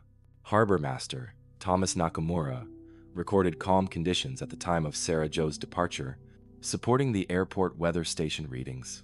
But his personal journal mentions morning haze that shouldn't have been there, which aligns with the Kipahulu station's visibility reports. Fisherman David Kamaka was operating his vessel approximately 15 miles from Hana Bay on February 11th. His Coast Guard interview describes smooth seas and light winds throughout the day, contradicting the offshore buoy's storm warnings. But Kamaka also mentions strange cloud formations that appeared and disappeared without following normal weather patterns. Dr. Patricia Santos, an atmospheric physicist at the University of Hawaii, reviews the weather data with me. She identifies several indicators suggesting that natural weather systems were being influenced by artificial factors on February 11th. Look at the temperature gradients. Dr. Santos points out the offshore buoy recorded temperature drops of 15 degrees within 30 minutes, then rapid warming back to baseline levels. This pattern is consistent with experimental weather modification techniques that were being tested during the late 1970s weather modification experiments. I asked Dr. Santos about government programs that might have been operating near Hawaii in 1979. She mentions Project Storm Fury, a federal initiative that studied hurricane control through cloud seeding and several classified atmospheric research programs conducted by the Department of Defense. Weather modification was an active area of military research during the Cold War. Dr. Santos explains, creating artificial fog banks or localized storm systems could provide tactical advantages for naval operations or intelligence gathering. The offshore buoy data becomes more suspicious when I examine its operational history. The monitoring station was installed in October 1978, just 4 months before the Sarah Jo disappearance. Records show that the buoy was serviced by federal contractors on February 9th, 2 days before the weather anomalies were recorded. Dr. Chen shows me maintenance logs for the offshore buoy, documents that reveal unusual service patterns during the weeks surrounding the Sarah Jo case. The standard maintenance schedule called for quarterly inspections, but the buoy received service visits on February 2nd, February 9th, February 16th, and February 23rd. 4 maintenance visits in 3 weeks suggests either equipment problems or deliberate monitoring by personnel with special interest in the station's data. The maintenance contractor is listed as Pacific Weather Services, a company that doesn't appear in any business registries I can locate. Dr. Chen admits that she has no direct contact information for Pacific Weather Services and that all maintenance scheduling was handled through federal coordination offices that she's not authorized to identify. I think about the implications of artificial weather creation in the waters where Sarah Jo disappeared. If government agencies were conducting weather modification experiments on February 11th, the 5 missing fishermen might have sailed into a testing area where atmospheric conditions were being deliberately manipulated. Weather warfare was a recognized military concept during the Vietnam era, when the United States conducted Operation Popeye to extend monsoon seasons and disrupt enemy supply lines. Similar technologies could be adapted for maritime applications, creating fog banks to conceal naval operations, or generating storm systems to test equipment under extreme conditions. The weather station discrepancies suggest that someone wanted conflicting reports about conditions on February 11th. Multiple weather narratives would complicate any investigation into the Sarah Jo disappearance, making it impossible to determine whether the crew encountered natural hazards or artificial dangers. Dr. Chen tells me about recent upgrades to the weather monitoring network around Hawaii. Modern stations use encrypted data transmission and redundant verification systems to prevent the kind of anomalies recorded in 1979. These improvements suggest that federal authorities learned important lessons from cases like the Sarah Jo weather data inconsistencies. Current systems are designed to detect and prevent artificial interference with meteorological monitoring. Dr. Chen explains, the fact that such protections were implemented indicates that weather data manipulation was a recognized problem during the late 1970s. As I leave the NOAA facility, I realize that the weather on February 11th, 1979, may have been the least natural thing about the Sarah Jo disappearance. 3 monitoring stations recorded 3 different versions of atmospheric reality, creating a meteorological puzzle that has no natural solution. The ocean keeps its secrets beneath miles of dark water, but the atmosphere above that water can be manipulated by technologies that leave no traces except contradictory data and impossible weather patterns. Somewhere in the space between calm seas and artificial storms, 5 fishermen sailed into conditions that official records can't consistently describe and witness memories can't reliably reconstruct. Robert Malayakini built Sarah Jo with his own hands during the summer of 1977, crafting her 17-foot hull in his backyard workshop overlooking Hana Bay.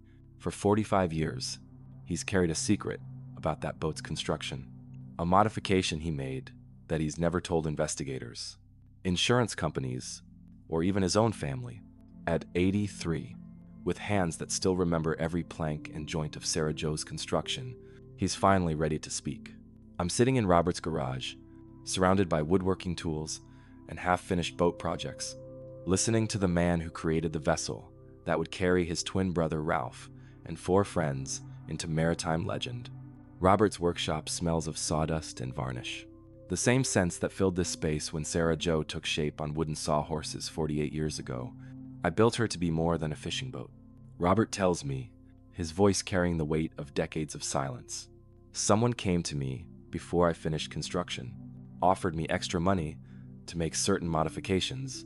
I needed the cash, so I agreed. I never told Ralph what I did. The modifications Robert describes transformed Sarah Jo from a standard recreational fishing vessel into something much more sophisticated, hidden within her hull. Concealed beneath fiberglass and foam flotation were compartments designed to carry cargo that required special protection from water damage and detection. They weren't drug smuggling compartments. Robert insists. The person who paid for the modifications showed me federal identification, said the spaces were for sensitive equipment that might be needed for government operations. I thought I was helping with Coast Guard research, or something legitimate. Robert shows me the original construction plans for Sarah Jo, blueprints that don't match the boat that was eventually discovered on Tongi Atoll. The plans show a standard center console fishing boat with conventional storage areas and fuel capacity. The actual construction included additional sealed compartments, modified fuel systems, and reinforced sections designed to support equipment weights that recreational boats don't normally carry. The hidden compartments were ingeniously concealed. Robert built false floors in the storage areas, creating spaces that could hold approximately 6 cubic feet of cargo, while appearing completely normal to casual inspection.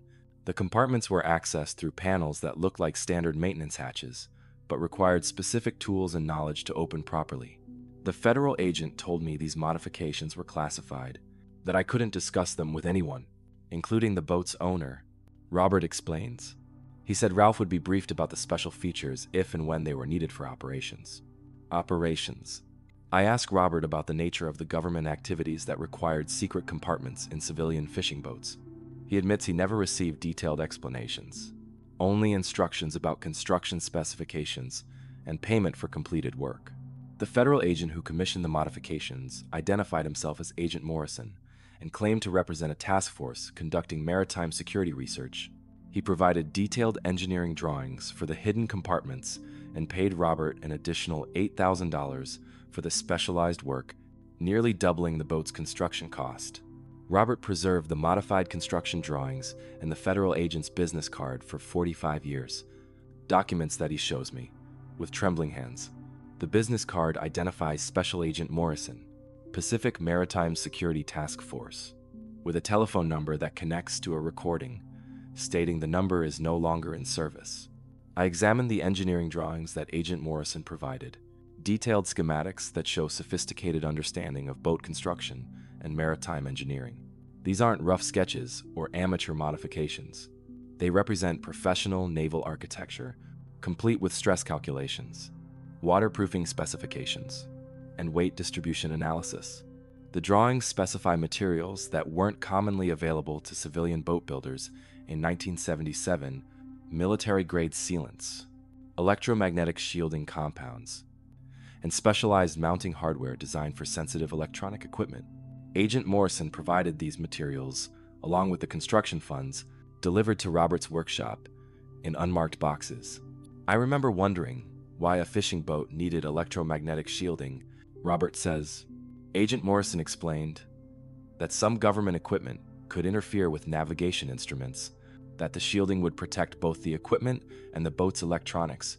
The electromagnetic shielding suggests that Sarah Jo was designed to carry electronic equipment that could be detected by monitoring systems. Military and intelligence agencies use such shielding to prevent radio frequency emissions from revealing the presence or location of sensitive devices. Dr. James Patterson, the maritime historian who reviewed the Coast Guard files with me, examines Robert's construction documents. He identifies several features that are consistent with covert operations vessels used during the Cold War era.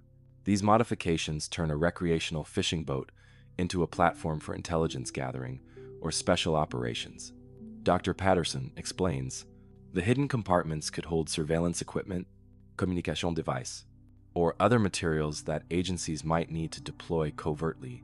Robert tells me about the final inspection that Agent Morrison conducted after Sarah Jo's completion. The federal agent spent 3 hours examining every aspect of the modified construction, testing the hidden compartments, and verifying that the special features were properly concealed. He seemed satisfied with the work. Robert recalls, He told me that Sarah Jo might be called into service someday, that Ralph would receive special instructions if the boat was needed for official operations. He made it sound like an honor, like Ralph would be helping his country. But Ralph never received special instructions, at least none that Robert was aware of. Sarah Jo was used exclusively for recreational fishing during the 18 months between her completion and the February 11 disappearance. Robert assumed that whatever government program had required, the modifications had been canceled or relocated. The boat builder's guilty secret becomes more troubling when I examine the circumstances of Sarah Jo's final voyage. 4 of the 5 missing men worked at the Hana Bay Resort construction site, where workers reported unusual surveillance and unexplained visitors. The 5th man, Ralph, owned a boat that had been secretly modified to support covert operations. Was the Sarah Jo fishing trip actually a fishing trip, or was it a cover story for activities that required the boat's hidden capabilities? Robert shows me photographs taken during Sarah Jo's construction, images that document the installation of the secret compartments. The photos show spaces large enough to hold sophisticated electronic equipment, radio transceivers, recording devices, navigation instruments, or other apparatus that intelligence agencies might deploy in coastal waters. I took these pictures because I was proud of the craftsmanship, Robert explains. The hidden compartments were perfectly integrated into the boat's structure. You couldn't tell they existed unless you knew exactly where to look. The photographs reveal another troubling detail. The hidden compartments contained mounting brackets and power connections for specific types of equipment. These weren't general-purpose storage spaces. They were engineered to hold particular devices that Agent Morrison had in mind during the design phase. I wonder what equipment Sarah Jo was designed to carry, and whether that equipment was aboard during her final voyage. The boat discovered on Taongi Atoll was searched by Marshall Islands authorities, but they wouldn't have known about the hidden compartments or possessed the tools needed to access them properly. Robert admits that he never told investigators about the secret modifications because Agent Morrison had warned him that discussing classified boat features could result in federal prosecution. Even after the disappearance became public knowledge, Robert maintained silence about the government connection to Sarah Jo's construction. I was scared. Robert says, "My brother was missing, and I didn't know if the boat modifications had something to do with what happened. I thought maybe Ralph had been recruited for some kind of mission that went wrong." The boat builder's 45 years of silence represents more than fear of legal consequences. Robert has lived with the possibility that his craftsmanship contributed to his brother's disappearance, that the secret compartments he built so skillfully became part of whatever operation claimed 5 lives. Maritime security experts tell me that using civilian vessels for covert operations was common practice during the Cold War. Fishing boats provided ideal cover for intelligence gathering, surveillance mission, and personnel transport in sensitive areas. Their presence in coastal waters attracted no attention from foreign observers or local communities. Robert shows me the receipt for the final payment he received from Agent Morrison, a cashier's check for $8,000 drawn on Pacific Security Associates, a company that, like Pacific Weather Services, appears in no business registries. I can access.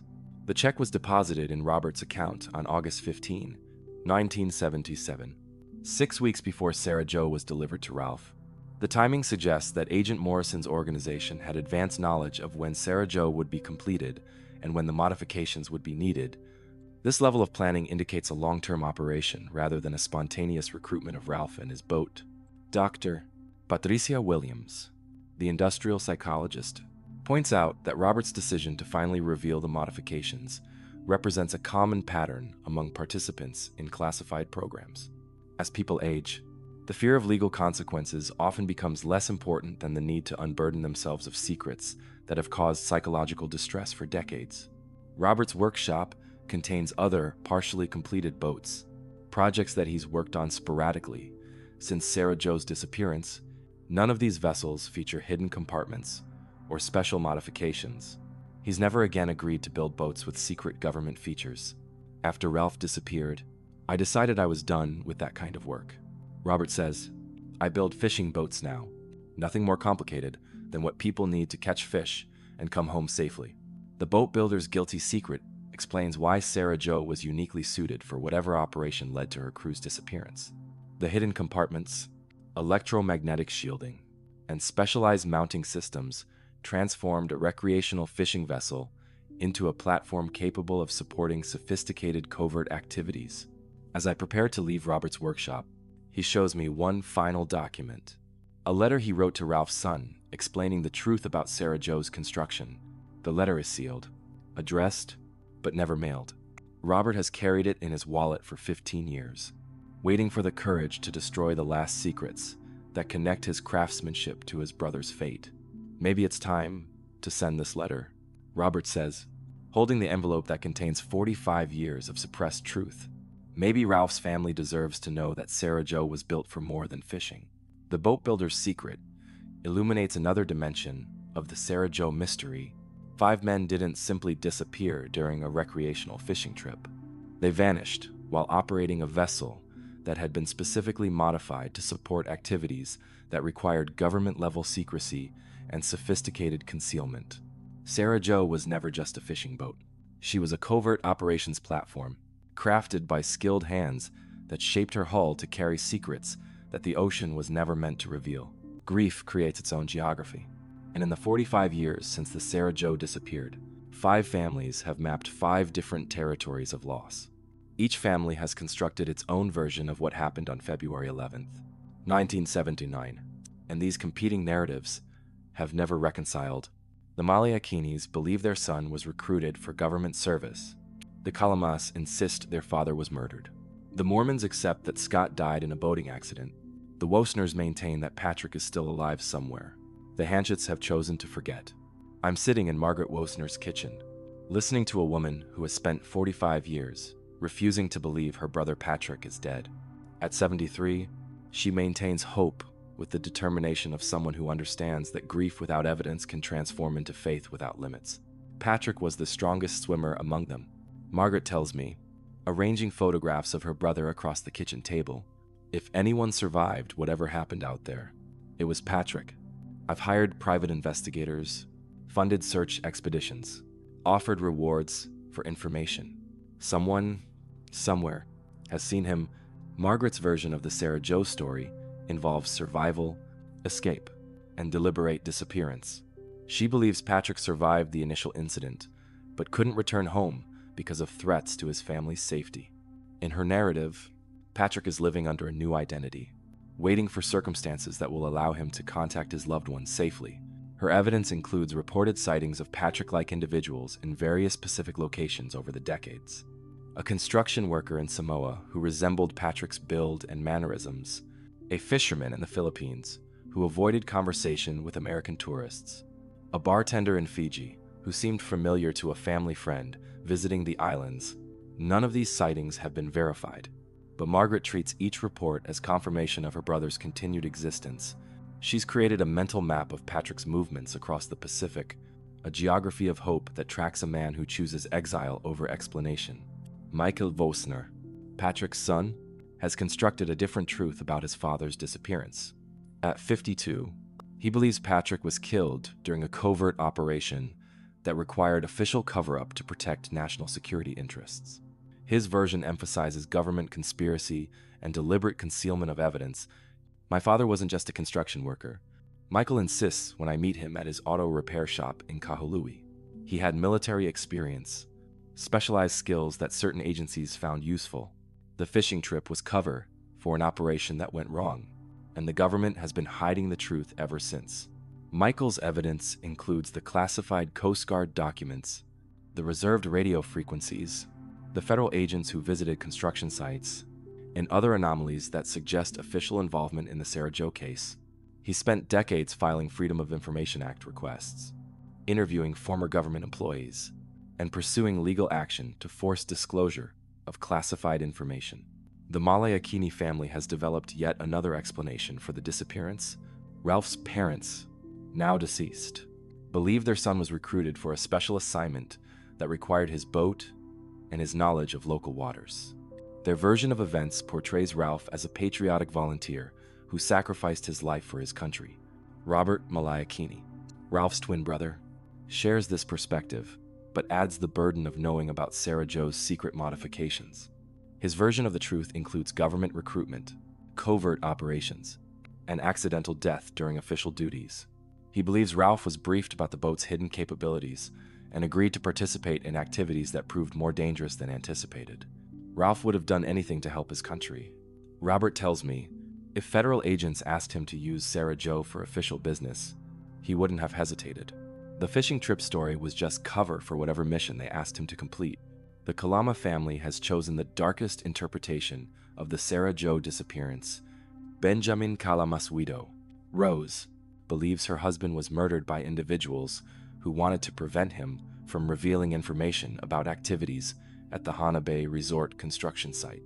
Rose, now 78, and still living in the house she shared with Benjamin, maintains that her husband discovered something at the construction site that made him a liability to powerful interests.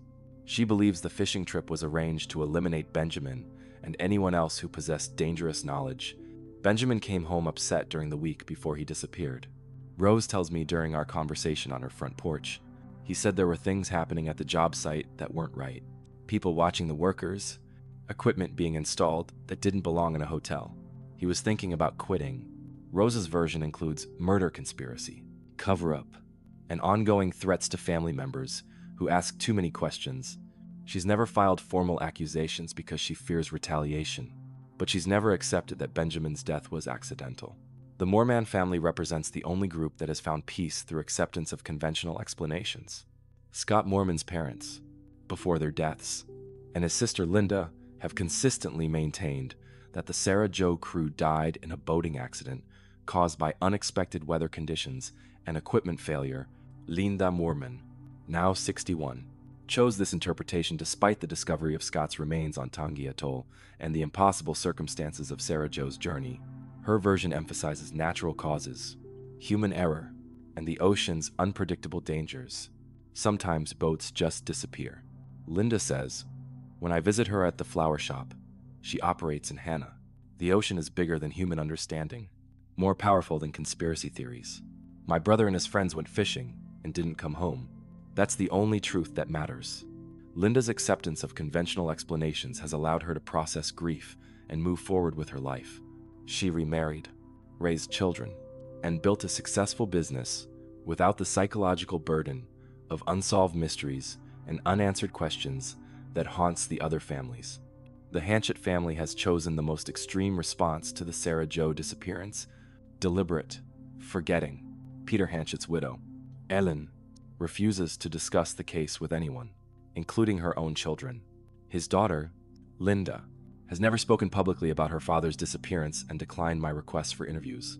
Family friends describe the Hanchett's approach as protective amnesia, a collective decision to erase Peter's disappearance from family memory rather than live with uncertainty. They've removed photographs of Peter from their homes, avoided memorial services for the missing men, and discouraged relatives from discussing the Sarah Jo case.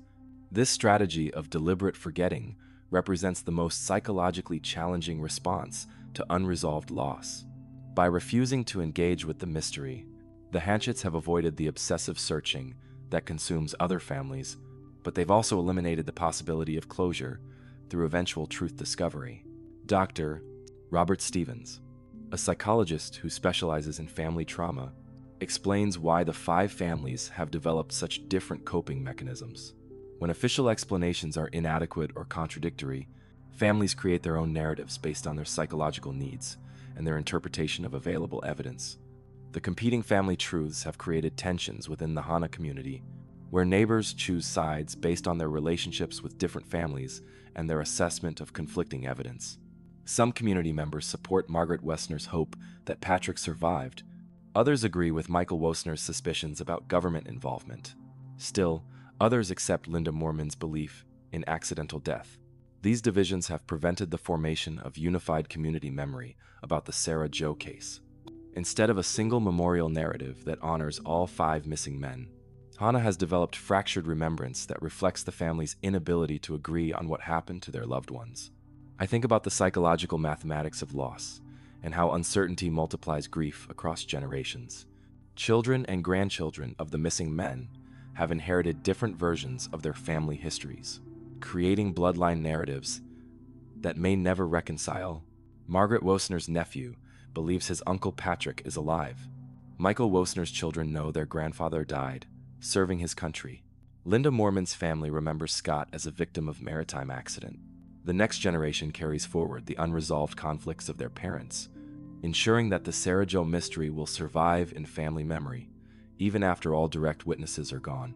As I review my interviews with the 5 families, I understand why the Sarah Jo case has resisted solution for 45 years. The mystery exists not just in missing evidence or classified documents, but in the human need to create meaning from loss. 5 families have chosen 5 different meanings, and none of them can be proven wrong by the available facts.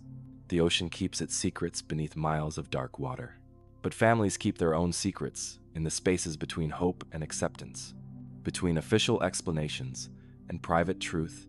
The Sarah Jo disappeared once, on February 11th, 1979. But in the geography of grief, she disappears again and again, into 5 different versions of loss that can never chart the same course home. Captain William Morrison led the Coast Guard search operation for the missing Sarah Jo crew from February 12th through March 1st, 1979. For 45 years, he's maintained official silence about decisions made during those 18 days, following protocols that classified certain aspects of the search as sensitive to national security. Now 87, terminally ill, with pancreatic cancer, and freed from secrecy oaths by his approaching death. Captain Morrison has agreed to tell me what really happened during the search for 5 missing fishermen. I'm sitting beside Morrison's hospital bed in the Veterans Administration facility in Honolulu, listening to a man who commanded one of the most extensive maritime search operations in Coast Guard history. His voice is weak, but his memory remains sharp as he describes decisions that have haunted him for nearly half a century. We weren't just looking for a missing fishing boat, Morrison tells me, his words measured and careful, despite his condition. Within 6 hours of beginning the search, we received orders that changed everything. The Sarah Jo case became something much more complicated than a routine rescue operation. The orders Morrison describes came from Coast Guard headquarters in Washington, transmitted through encrypted channels that bypass normal communication protocols. Instead of conducting a standard search for missing mariners, Morrison's team was instructed to implement special recovery procedures designed for operations involving classified personnel or sensitive materials. Special recovery procedures require search teams to secure any discovered evidence before notifying local authorities or families. Communication about search progress must be filtered through federal security coordinators. Media contact is prohibited without approval from Washington-based officials who don't normally involve themselves in regional rescue operations. I'd never received special recovery orders for a civilian rescue mission, Morrison explains. These protocols were designed for military aircraft or government vessels carrying classified equipment. Using them for missing fishermen didn't make sense unless those fishermen were involved in activities that I wasn't supposed to know about. Morrison describes the arrival of federal agents who embedded themselves within his search team on February 14th. 2 days after the operation began, the agents identified themselves as representatives of a joint task force, but provided no specific agency affiliations or explanations for their presence. The federal agents brought specialized equipment that wasn't standard for maritime rescue operations, underwater detection devices designed to locate metal objects rather than human bodies, communication gear that operated on encrypted frequencies, and photographic equipment capable of documenting evidence according to intelligence gathering protocols. They weren't there to help us find survivors. Morrison recalls, they were there to control what we found and how we reported it. Every piece of debris, every potential lead, every search decision had to be approved by agents who clearly knew more about the case than they were willing to share. The search operation expanded far beyond normal parameters, under pressure from the embedded federal agents. Standard Coast Guard protocol calls for rescue operations to focus on areas where survivors might realistically be found, based on drift calculations and survival probability assessments. The Sarah Jo search covered areas that were impossible for the missing crew to reach. Even under the most optimistic scenarios, Morrison shows me search grid maps that reveal the operation's unusual scope. Normal search patterns radiate outward from the last known position, covering progressively larger areas as time passes. The Sarah Jo search included distant coordinates that had no logical connection to the boat's departure from Hana Bay, We were ordered to search specific grid squares that our own navigation experts said were impossible for Sarah Jo to reach. Morrison explains, "When I questioned these assignments, the federal agents told me that they had intelligence about the boat's movements that couldn't be shared with operational personnel." Intelligence about the boat's movements. Morrison never learned the source or nature of this intelligence, but it suggested that federal authorities possessed information about Sarah Jo's activities that didn't come from standard maritime monitoring systems. The most troubling aspect of the search operation involved evidence, discovery, and documentation.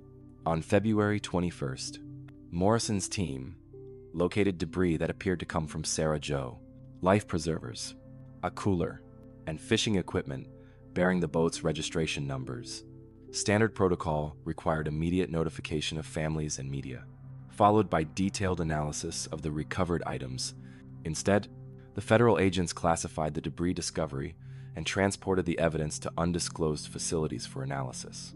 Morrison was ordered to continue the search without informing anyone that potential Sarah Jo debris had been found. "We found pieces of that boat 9 days into the search," Morrison says, his voice breaking with emotion that has accumulated over decades. "The families were waiting for news, hoping their loved ones might still be alive. And I had to lie to them. I had to pretend we hadn't found anything, while federal agents took away evidence that might have provided answers." The classified debris analysis took 6 days, during which Morrison's search teams continued operations in areas where they knew no survivors could exist. On February 27th, the federal agents informed Morrison that the recovered debris was inconclusive and couldn't be definitively linked to Sarah Jo.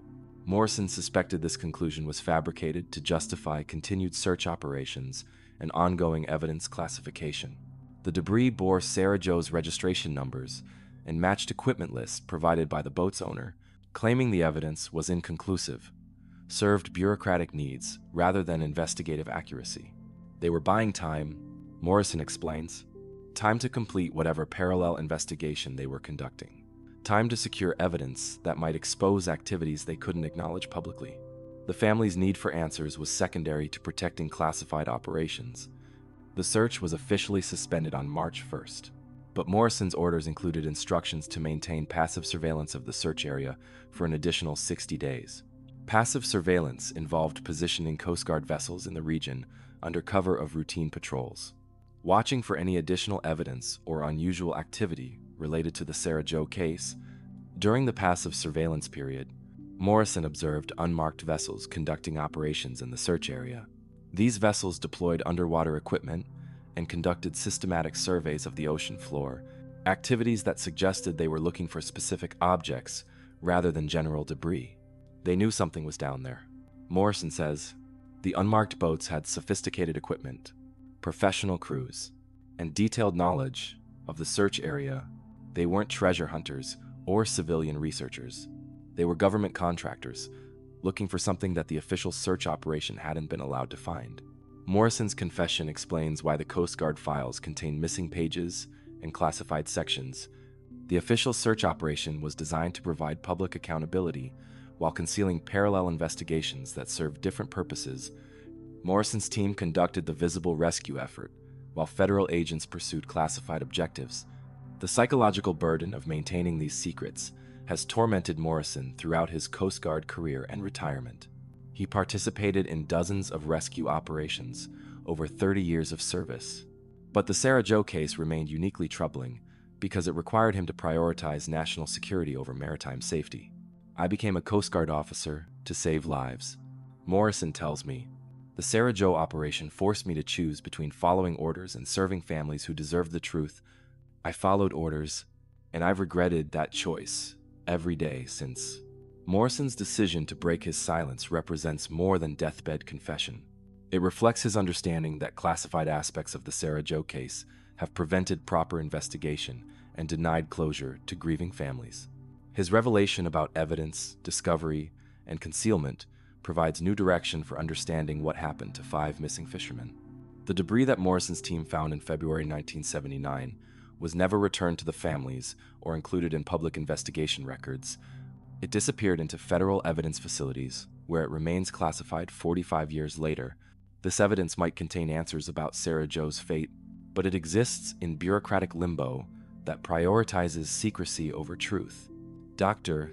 Patricia Williams, the industrial psychologist, explains why Morrison's confession carries special significance. Military and Coast Guard personnel are trained to maintain operational security throughout their careers and beyond. When someone with Morrison's background chooses to reveal classified information, it indicates that the moral burden of secrecy has become unbearable. Morrison's hospital room overlooks Pearl Harbor, where Coast Guard vessels continue to patrol waters that hold secrets he helped to bury. As I prepare to leave, he hands me a sealed envelope containing photocopies of search operation documents that he preserved in violation of federal security regulations. I should have spoken up 45 years ago. Morrison says, watching Coast Guard helicopters practice rescue maneuvers outside his window, maybe it's not too late for someone else to find the truth that I helped to hide. The search team leader's confession illuminates the gap between public and classified versions of the Sarah Jo investigation. Families waited 18 days for news, while federal agents controlled evidence discovery and suppressed information that might have provided answers. Morrison's revelation proves that the official search operation was theater designed to conceal parallel investigations that serve national security rather than maritime rescue. Somewhere in federal evidence facilities, debris from Sarah Jo waits in storage containers that are marked with classification levels instead of case numbers. The truth about 5 missing fishermen remains locked in bureaucratic vaults that prioritize governmental secrecy over family grief, ensuring that some maritime mysteries are designed to remain unsolved. In the spring of 1988, 9 years after the Sarah Jo disappeared, a Chinese fishing vessel operating illegally in Marshall Islands waters made a discovery that its crew kept secret for 37 years. They found human remains on a remote atoll, remains that they carefully preserved and honored according to traditional customs, but never reported to authorities because revealing their presence in restricted waters would have resulted in imprisonment or worse. I'm sitting in a small restaurant in Chinatown, Honolulu, across from Chen Wei, now 74, the former cook aboard the fishing vessel Shenzhou that operated throughout the Pacific during the 1980s.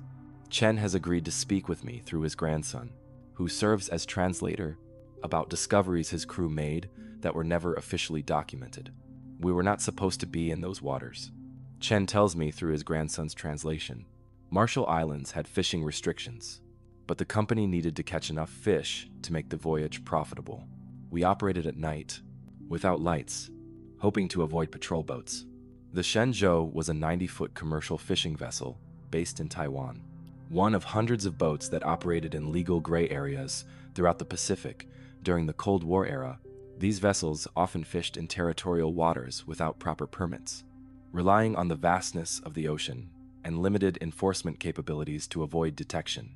Chen describes approaching Taongi Atoll during a storm in April 1988, seeking shelter in the lagoon while weather conditions improved. The atoll was supposedly uninhabited, a perfect hiding place for a fishing vessel that wasn't supposed to exist in Marshall Islands waters. We anchored in the lagoon and waited for the storm to pass. Chen recalls, the captain sent a small boat to shore to check for fresh water and survey the beach for any signs of patrol activity.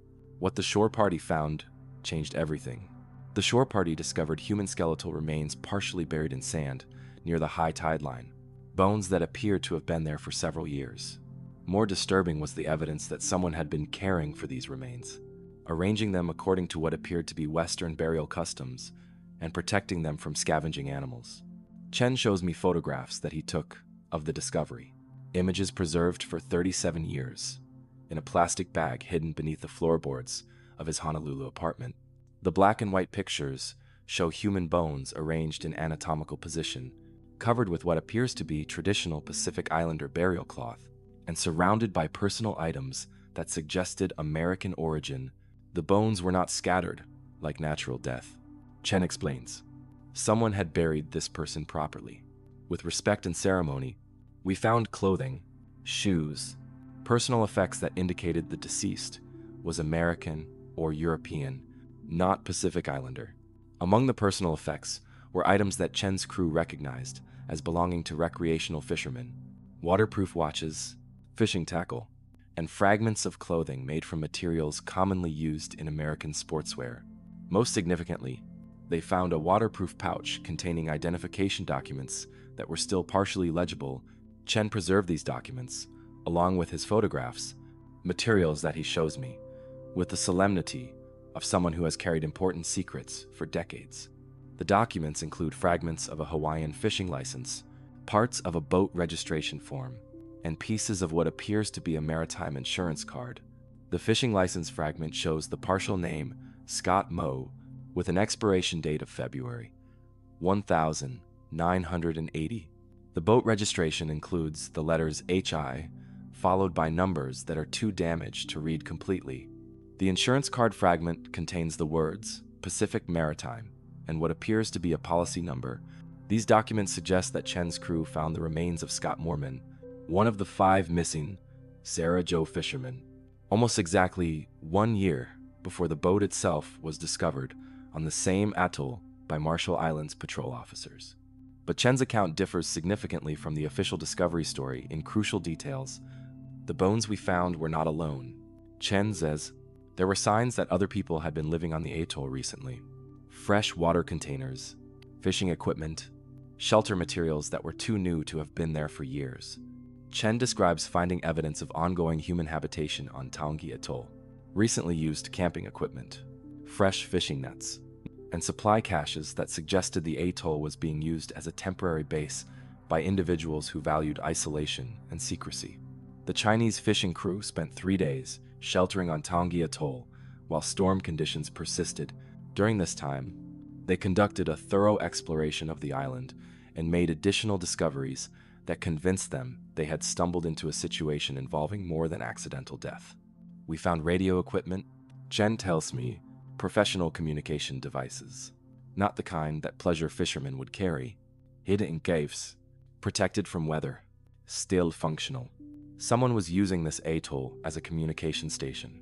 The radio equipment included high-powered transceivers capable of long-range communication, encryption devices for secure transmission, and antenna systems designed for covert operation. This equipment suggested that Taongi Atoll served as a staging area for activities that required isolation and communication security. Chen's crew also discovered supply caches containing food, water, fuel, and equipment that appeared to be regularly replenished. The supplies were stored in waterproof containers and concealed in locations that would be invisible to casual observers, but accessible to individuals who knew their exact positions. We realized we had found a secret base. Chen explains, not military, not government, but something that required complete privacy and occasional resupply. We understood that our presence there was dangerous for everyone involved. The Chinese fishing crew faced an impossible choice: report their discoveries to authorities and face prosecution for illegal fishing, or maintain silence and risk being accused of involvement in whatever activities were taking place on Taongi Atoll. They chose silence, but they also chose to honor the deceased by performing traditional Chinese burial ceremonies for the remains they had found. Chen describes the burial ceremony his crew conducted for Scott Moorman's remains, a ritual that combined Chinese ancestral traditions with respect for Western burial customs. They wrapped the bones in clean cloth, offered prayers in multiple languages, and created a memorial cairn that would mark the burial site for future visitors. We could not report the death, but we could not leave the deceased unattended. Chen says, our ceremony was meant to provide peace for the spirit and protection for the remains until proper burial could be arranged. The Chinese crew removed some personal effects from the burial site, not as theft, but as preservation against further deterioration.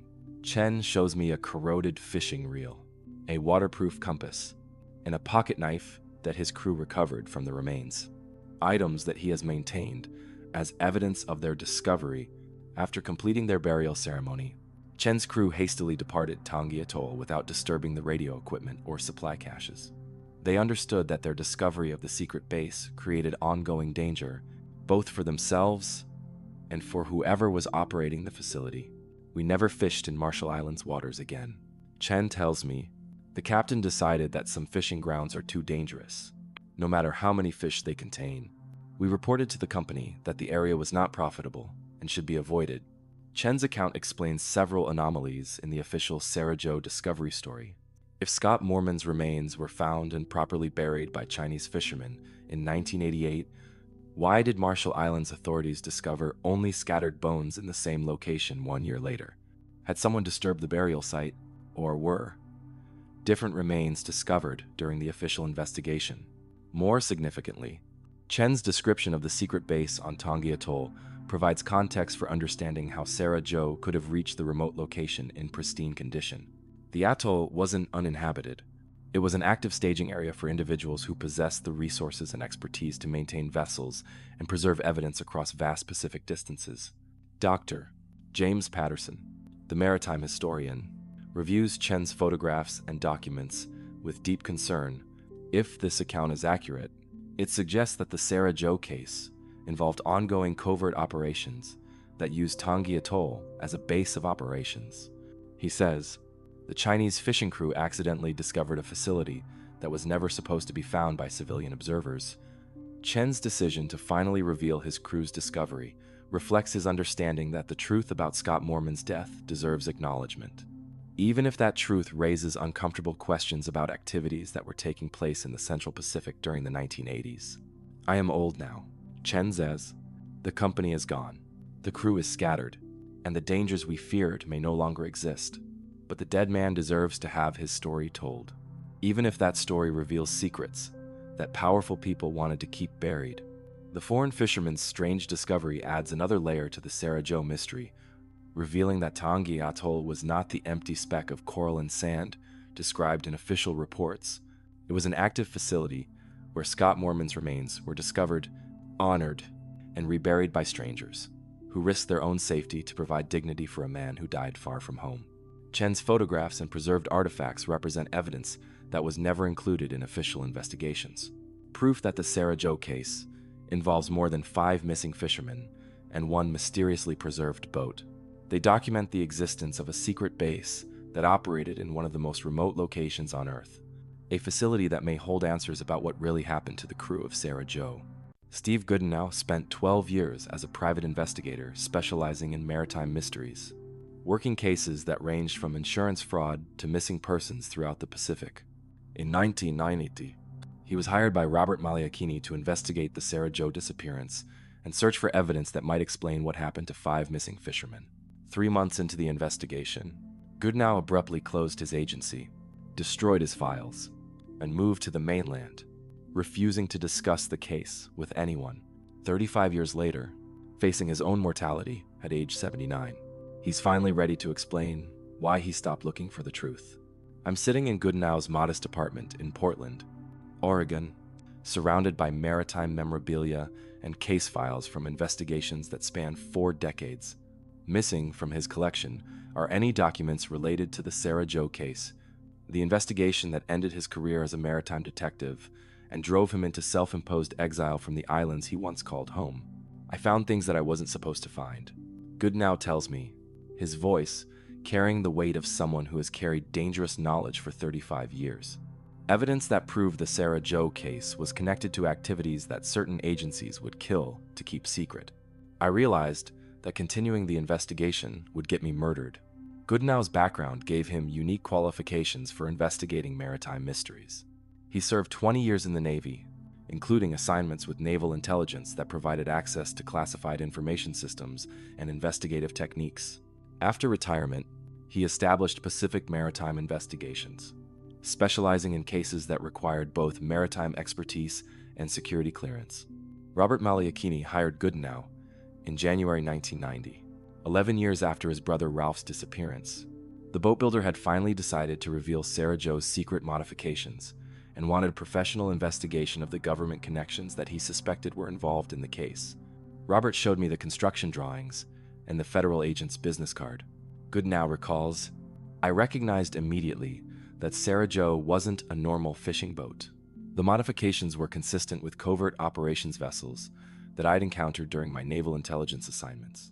Goodenow's investigation began with routine background checks on the 5 missing men, but quickly expanded as he discovered connections between their civilian occupations and activities that required security clearance. Benjamin Kalama's electrical expertise, Patrick Wessner's heavy equipment experience, Peter Hanchett's security background, and Scott Moorman's concrete specialization represented skill sets that intelligence agencies valued for certain types of operations. These weren't random fishermen. Goodenow explains. They were experienced tradesmen with specific capabilities that someone needed for projects, requiring both technical expertise and absolute secrecy. Their disappearance wasn't coincidental. It was operational. Using contacts from his naval intelligence background, Goodenow traced Agent Morrison, the federal official who commissioned Sarah Joe's modifications. He discovered that Morrison wasn't attached to any legitimate Coast Guard or maritime security organization. Instead, Morrison worked for a classified program that recruited civilian vessels and personnel for intelligence operations throughout the Pacific. Morrison's organization was running covert missions using fishing boats as cover.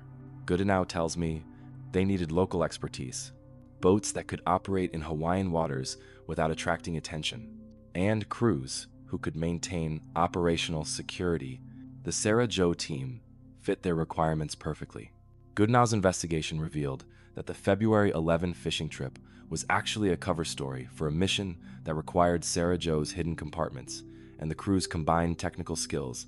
The mission involved intelligence gathering or personnel transport to a location that required complete deniability and operational secrecy. They weren't going fishing. Goodenow says they were conducting a classified operation that someone decided was important enough to risk civilian lives. When the operation went wrong, the government had to choose between admitting involvement or letting 5 families suffer without answers.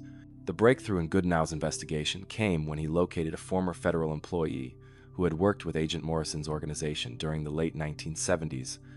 This source, whom Goodenow refuses to identify even today, provided details about the classified program that recruited civilian vessels for covert operations. My source confirmed that Sarah Joe was used for multiple missions before the final voyage. Goodenow explains, Ralph and his crew had been conducting intelligence operations for over a year, using fishing trips as cover for activities that served national security objectives. According to Goodenow's source, the Sarah Joe crew had successfully completed several covert missions, including surveillance opération, personnel transport, and equipment delivery to remote Pacific locations. Their final mission was supposed to be routine: transport specialized communication equipment to Tangi Atoll and establish a monitoring station for intelligence gathering. The February 11 mission was equipment delivery. Goodenow tells me they were supposed to install communication equipment on Tangi Atoll, conduct system testing, and return to Hawaii within 48 hours. Something went wrong during the installation, and the crew became casualties of their own operation. Goodenow's investigation suggested that the Sarah Joe crew discovered something during their final mission that made them liabilities to the classified program. Perhaps they witnessed activities they weren't supposed to see, or learned information that exceeded their security clearance. Their deaths became necessary to protect operational security. They were murdered to protect secrets. Goodenow says bluntly, not by foreign agents or criminal organizations, but by the same people who recruited them for covert service. The families never knew that their loved ones died serving their country, because admitting their service would expose the entire program. The evidence that convinced Goodenow to abandon his investigation came in the form of threats delivered by individuals who demonstrated intimate knowledge of his activities and personal background. These weren't anonymous warnings or casual intimidation. They were professional communications from people who possessed the resources to fulfill their promises. They knew everything about me. Goodenow recalls my naval service record, my investigation techniques, my family members, my financial situation. They made it clear that continuing the Sarah Joe investigation would result in consequences that I couldn't survive. The threats included specific details about Goodenow's naval intelligence assignments that were classified beyond his security clearance. This demonstrated that the people warning him off the case had access to federal databases and intelligence files that few civilians could penetrate. They proved they could destroy my life, professionally and personally, Goodenow explains. But more importantly, they proved they could make me disappear, just like the Sarah Joe crew. I realized that the truth wasn't worth dying for. Goodenow's decision to quit the investigation and leave Hawaii represents more than personal fear. It reflects his understanding that the Sarah Joe case involved activities that were still operational in 1992, 11 years after the disappearance. The classified program that recruited Ralph and his crew was apparently still active, still recruiting civilian vessels, still conducting covert operations that required absolute secrecy. I wasn't just investigating a historical mystery. Goodenow says, I was threatening ongoing operations that involved national security at the highest levels. The people who killed the Sarah Joe crew were still in positions of power, still conducting similar missions, still willing to eliminate threats to operational security. Dr. Patricia Williams, the industrial psychologist, explains why Goodenow's decision to reveal his investigation findings after 35 years carries special significance. Intelligence professionals are trained to maintain operational security throughout their lives. When someone with Goodenow's background chooses to reveal classified information, it indicates that moral considerations have overcome professional obligations. Goodenow tells me about burning his Sarah Joe files in a beach bonfire in Honolulu before leaving Hawaii in April 1990. He destroyed photographs, documents, interview notes, and evidence that represented 3 months of intensive investigation. The only records he preserved were mental memories that he's carried in isolation for 35 years. I kept the truth in my head because I knew that someday, when the people responsible were dead or retired, someone would need to know what really happened. Goodenow says, the families deserve answers, even if those answers reveal that their loved ones were murdered by their own government. Goodenow's revelation provides the missing context for understanding all the other anomalies in the Sarah Joe case. The classified Coast Guard documents, the reserved radio frequencies, the abandoned construction project, the weather data discrepancies, and the secret boat modifications. These weren't random bureaucratic errors or coincidental mysteries. They were evidence of a covert operation that required official cover-up to protect ongoing activities. The Sarah Joe case wasn't a maritime mystery. Goodenow tells me as I prepare to leave his apartment, it was a national security operation that became a murder case when the crew learned too much or saw too much during their final mission. Everything else, all the bureaucratic confusion and missing evidence, was designed to hide that truth. The investigator who quit carries the burden of knowing that 5 men died serving their country in ways that can never be officially acknowledged. Their families were denied the honor of military burial and veteran benefits because admitting their service would expose classified programs that apparently continue to operate today. Goodenow's apartment overlooks the Columbia River, where commercial vessels transport cargo along routes that seem simple compared to the hidden channels of national security that claimed the Sarah Joe crew. His confession provides the final piece of a puzzle that reveals the true nature of a mystery that was never meant to be solved. The ocean keeps its secrets beneath miles of dark water, but those secrets are sometimes placed there deliberately by people who understand that the deepest truths are the ones that national security requires to remain buried forever. I'm back where this story began, standing on the dock at Hannah Bay, where Sarah Joe last touched solid ground 45 years ago. The harbor looks the same as it did in the photographs from 1979. Weathered wooden pilings, concrete boat ramp stained with decades of salt spray, and fishing boats that rock gently in the morning swell. But the knowledge I've gathered during these months of investigation has changed how I see this place, how I understand the waves that carry both fish and secrets to shores that remember everything. Tom Nakamura Jr. locks the harbor office and walks with me to the end of the main pier, where we stand looking out toward the channel that Sarah Joe navigated for the last time on February 11th, 1979. The sun is setting, painting the water the same colors that Ralph Maliakini and his 4 friends would have seen as they prepared their gear and checked their charts for what they believed was a fishing trip. My grandfather used to tell me that harbors have memory. Tom says, watching fishing boats return from their daily runs. Every vessel that leaves this dock carries part of the harbor's spirit with it. When boats don't come back, that spirit stays lost at sea. Tom's words carry the weight of 3 generations of harbor masters who have wrestled with the Sarah Joe mystery. His grandfather witnessed the departure and worried about conditions that didn't match weather reports. His father maintained official silence while recording private doubts in hidden journals.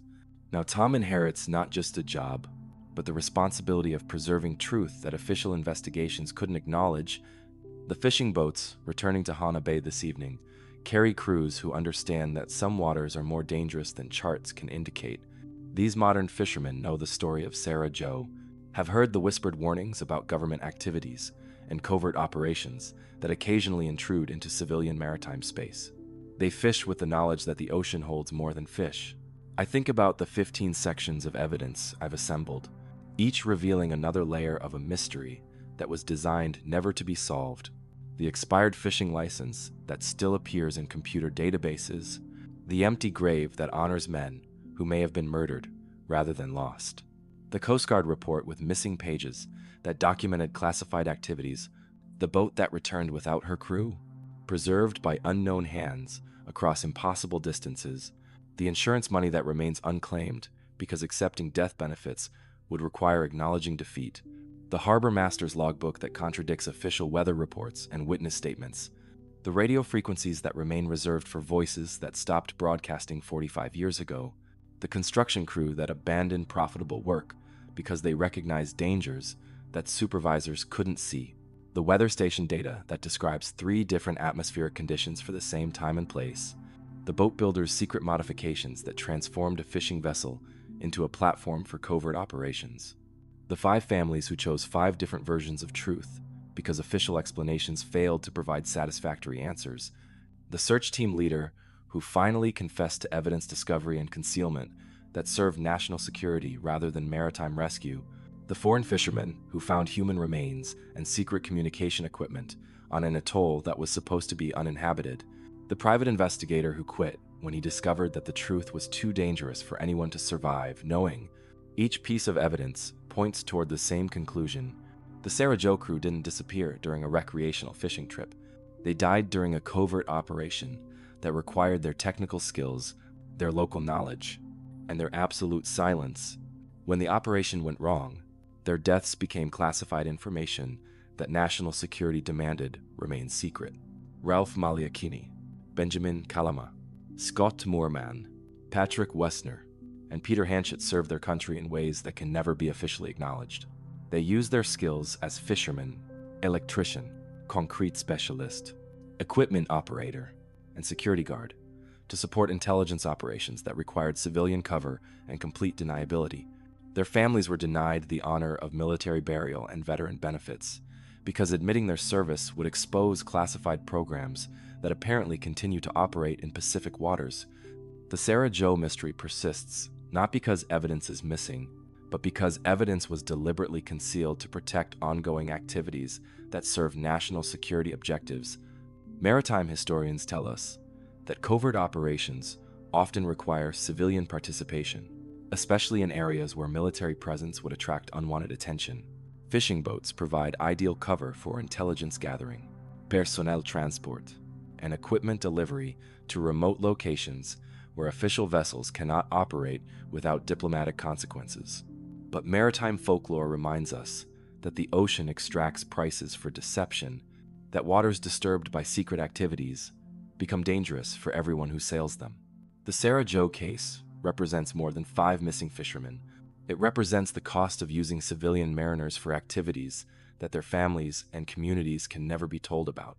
Tom Nakamura shows me the Harbor Guest Book, where visitors sign their names and record their destinations before departing Hana Bay.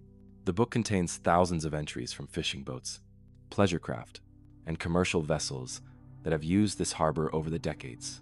But there's no entry for Sarah Jo's final departure. My grandfather never required local boats to sign the guest book. Tom explains. Ralph and his crew were regulars, family members of the community. Nobody thought to document their departure because everyone expected them to return. The absence of an official departure record for Sarah Jo reflects the informal nature of small harbor operations, but it also symbolizes how the boat slipped away from civilian oversight into activities that required different types of documentation.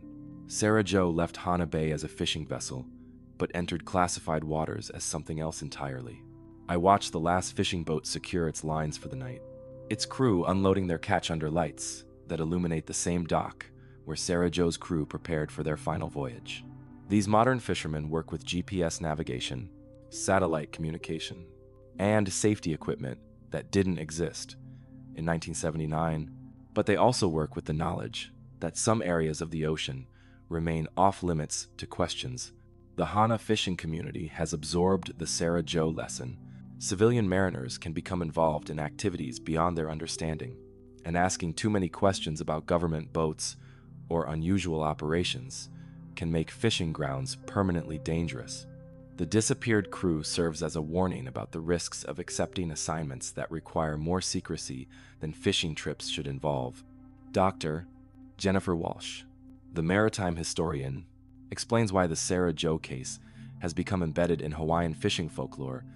When experienced mariners disappear under circumstances that official investigations can't adequately explain, their fate becomes a cautionary tale that influences how fishing communities interact with government authorities.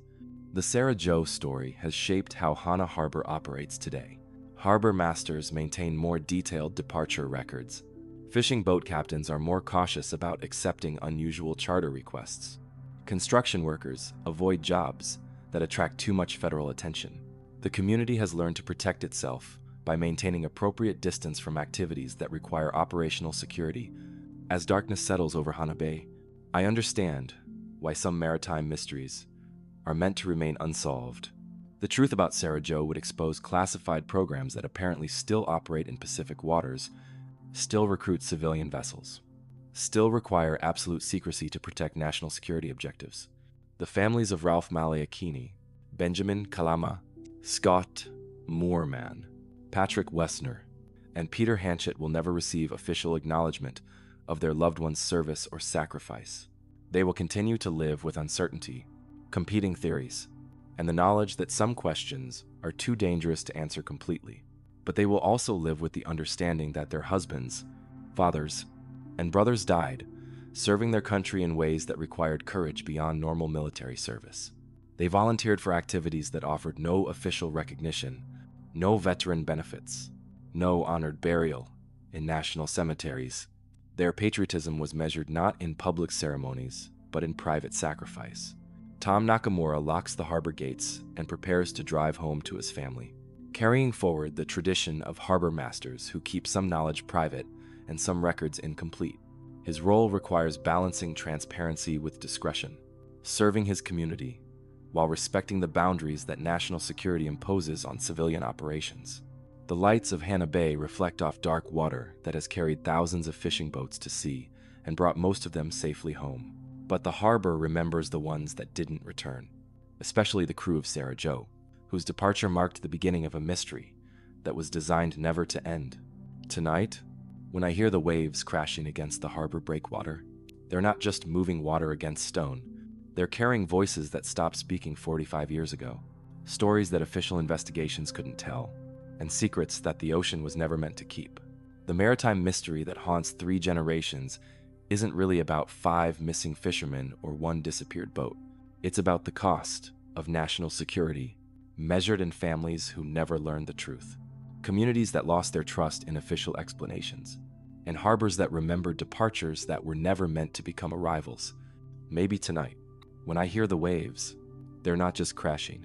Maybe they're trying to tell me something the ocean never forgot, something that Hana Bay will always remember, something that the Sarah Joe crew carried with them into waters, where civilian fishermen become classified casualties of their own patriotism.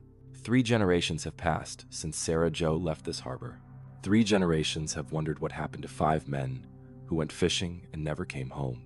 3 generations have learned that some maritime mysteries survive because the truth serves national security better when it remains buried beneath miles of dark Pacific water. The ocean keeps its secrets, but harbors keep their memories. And sometimes, the most important truth is understanding why certain mysteries are meant to remain unsolved, why some questions are too dangerous to answer, and why the deepest waters hold stories that national security requires to stay submerged forever. The story of Sarah Joe ends where it began, in the space between what we can know and what we're allowed to understand. 45 years of investigation, evidence gathering, and testimony from witnesses who risked everything to speak have revealed a truth that official records will never acknowledge. 5 Hawaiian fishermen died, serving their country in a covert operation that required their disappearance to remain forever mysterious. The maritime mystery that haunts 3 generations isn't solved by uncovering classified documents or compelling government confessions. It's understood by recognizing that some secrets serve purposes larger than individual family grief. that national security sometimes requires civilian sacrifice without public recognition, and that the ocean becomes a repository for truths too dangerous for terrestrial acknowledgement. Ralph Maleakini, Benjamin Kalama, Scott Moorman, Patrick Wosner, and Peter Hanchett rest somewhere in Pacific waters that guard their final mission as carefully as any national cemetery protects its honored dead. Their families carry forward the burden of loving men who served in ways that can never be officially celebrated, whose patriotism was measured not in public ceremonies, but in permanent silence. The waves that crash against Hawaiian shores carry more than salt water and marine life. They carry the voices of mariners who sailed beyond the horizon, into classified darkness, who answered their country's call for service that required ultimate discretion, and who became casualties of operations that their families can never fully understand. Maybe tonight, when I hear the waves, they're not just crashing. Maybe they're trying to tell me something the ocean never forgot.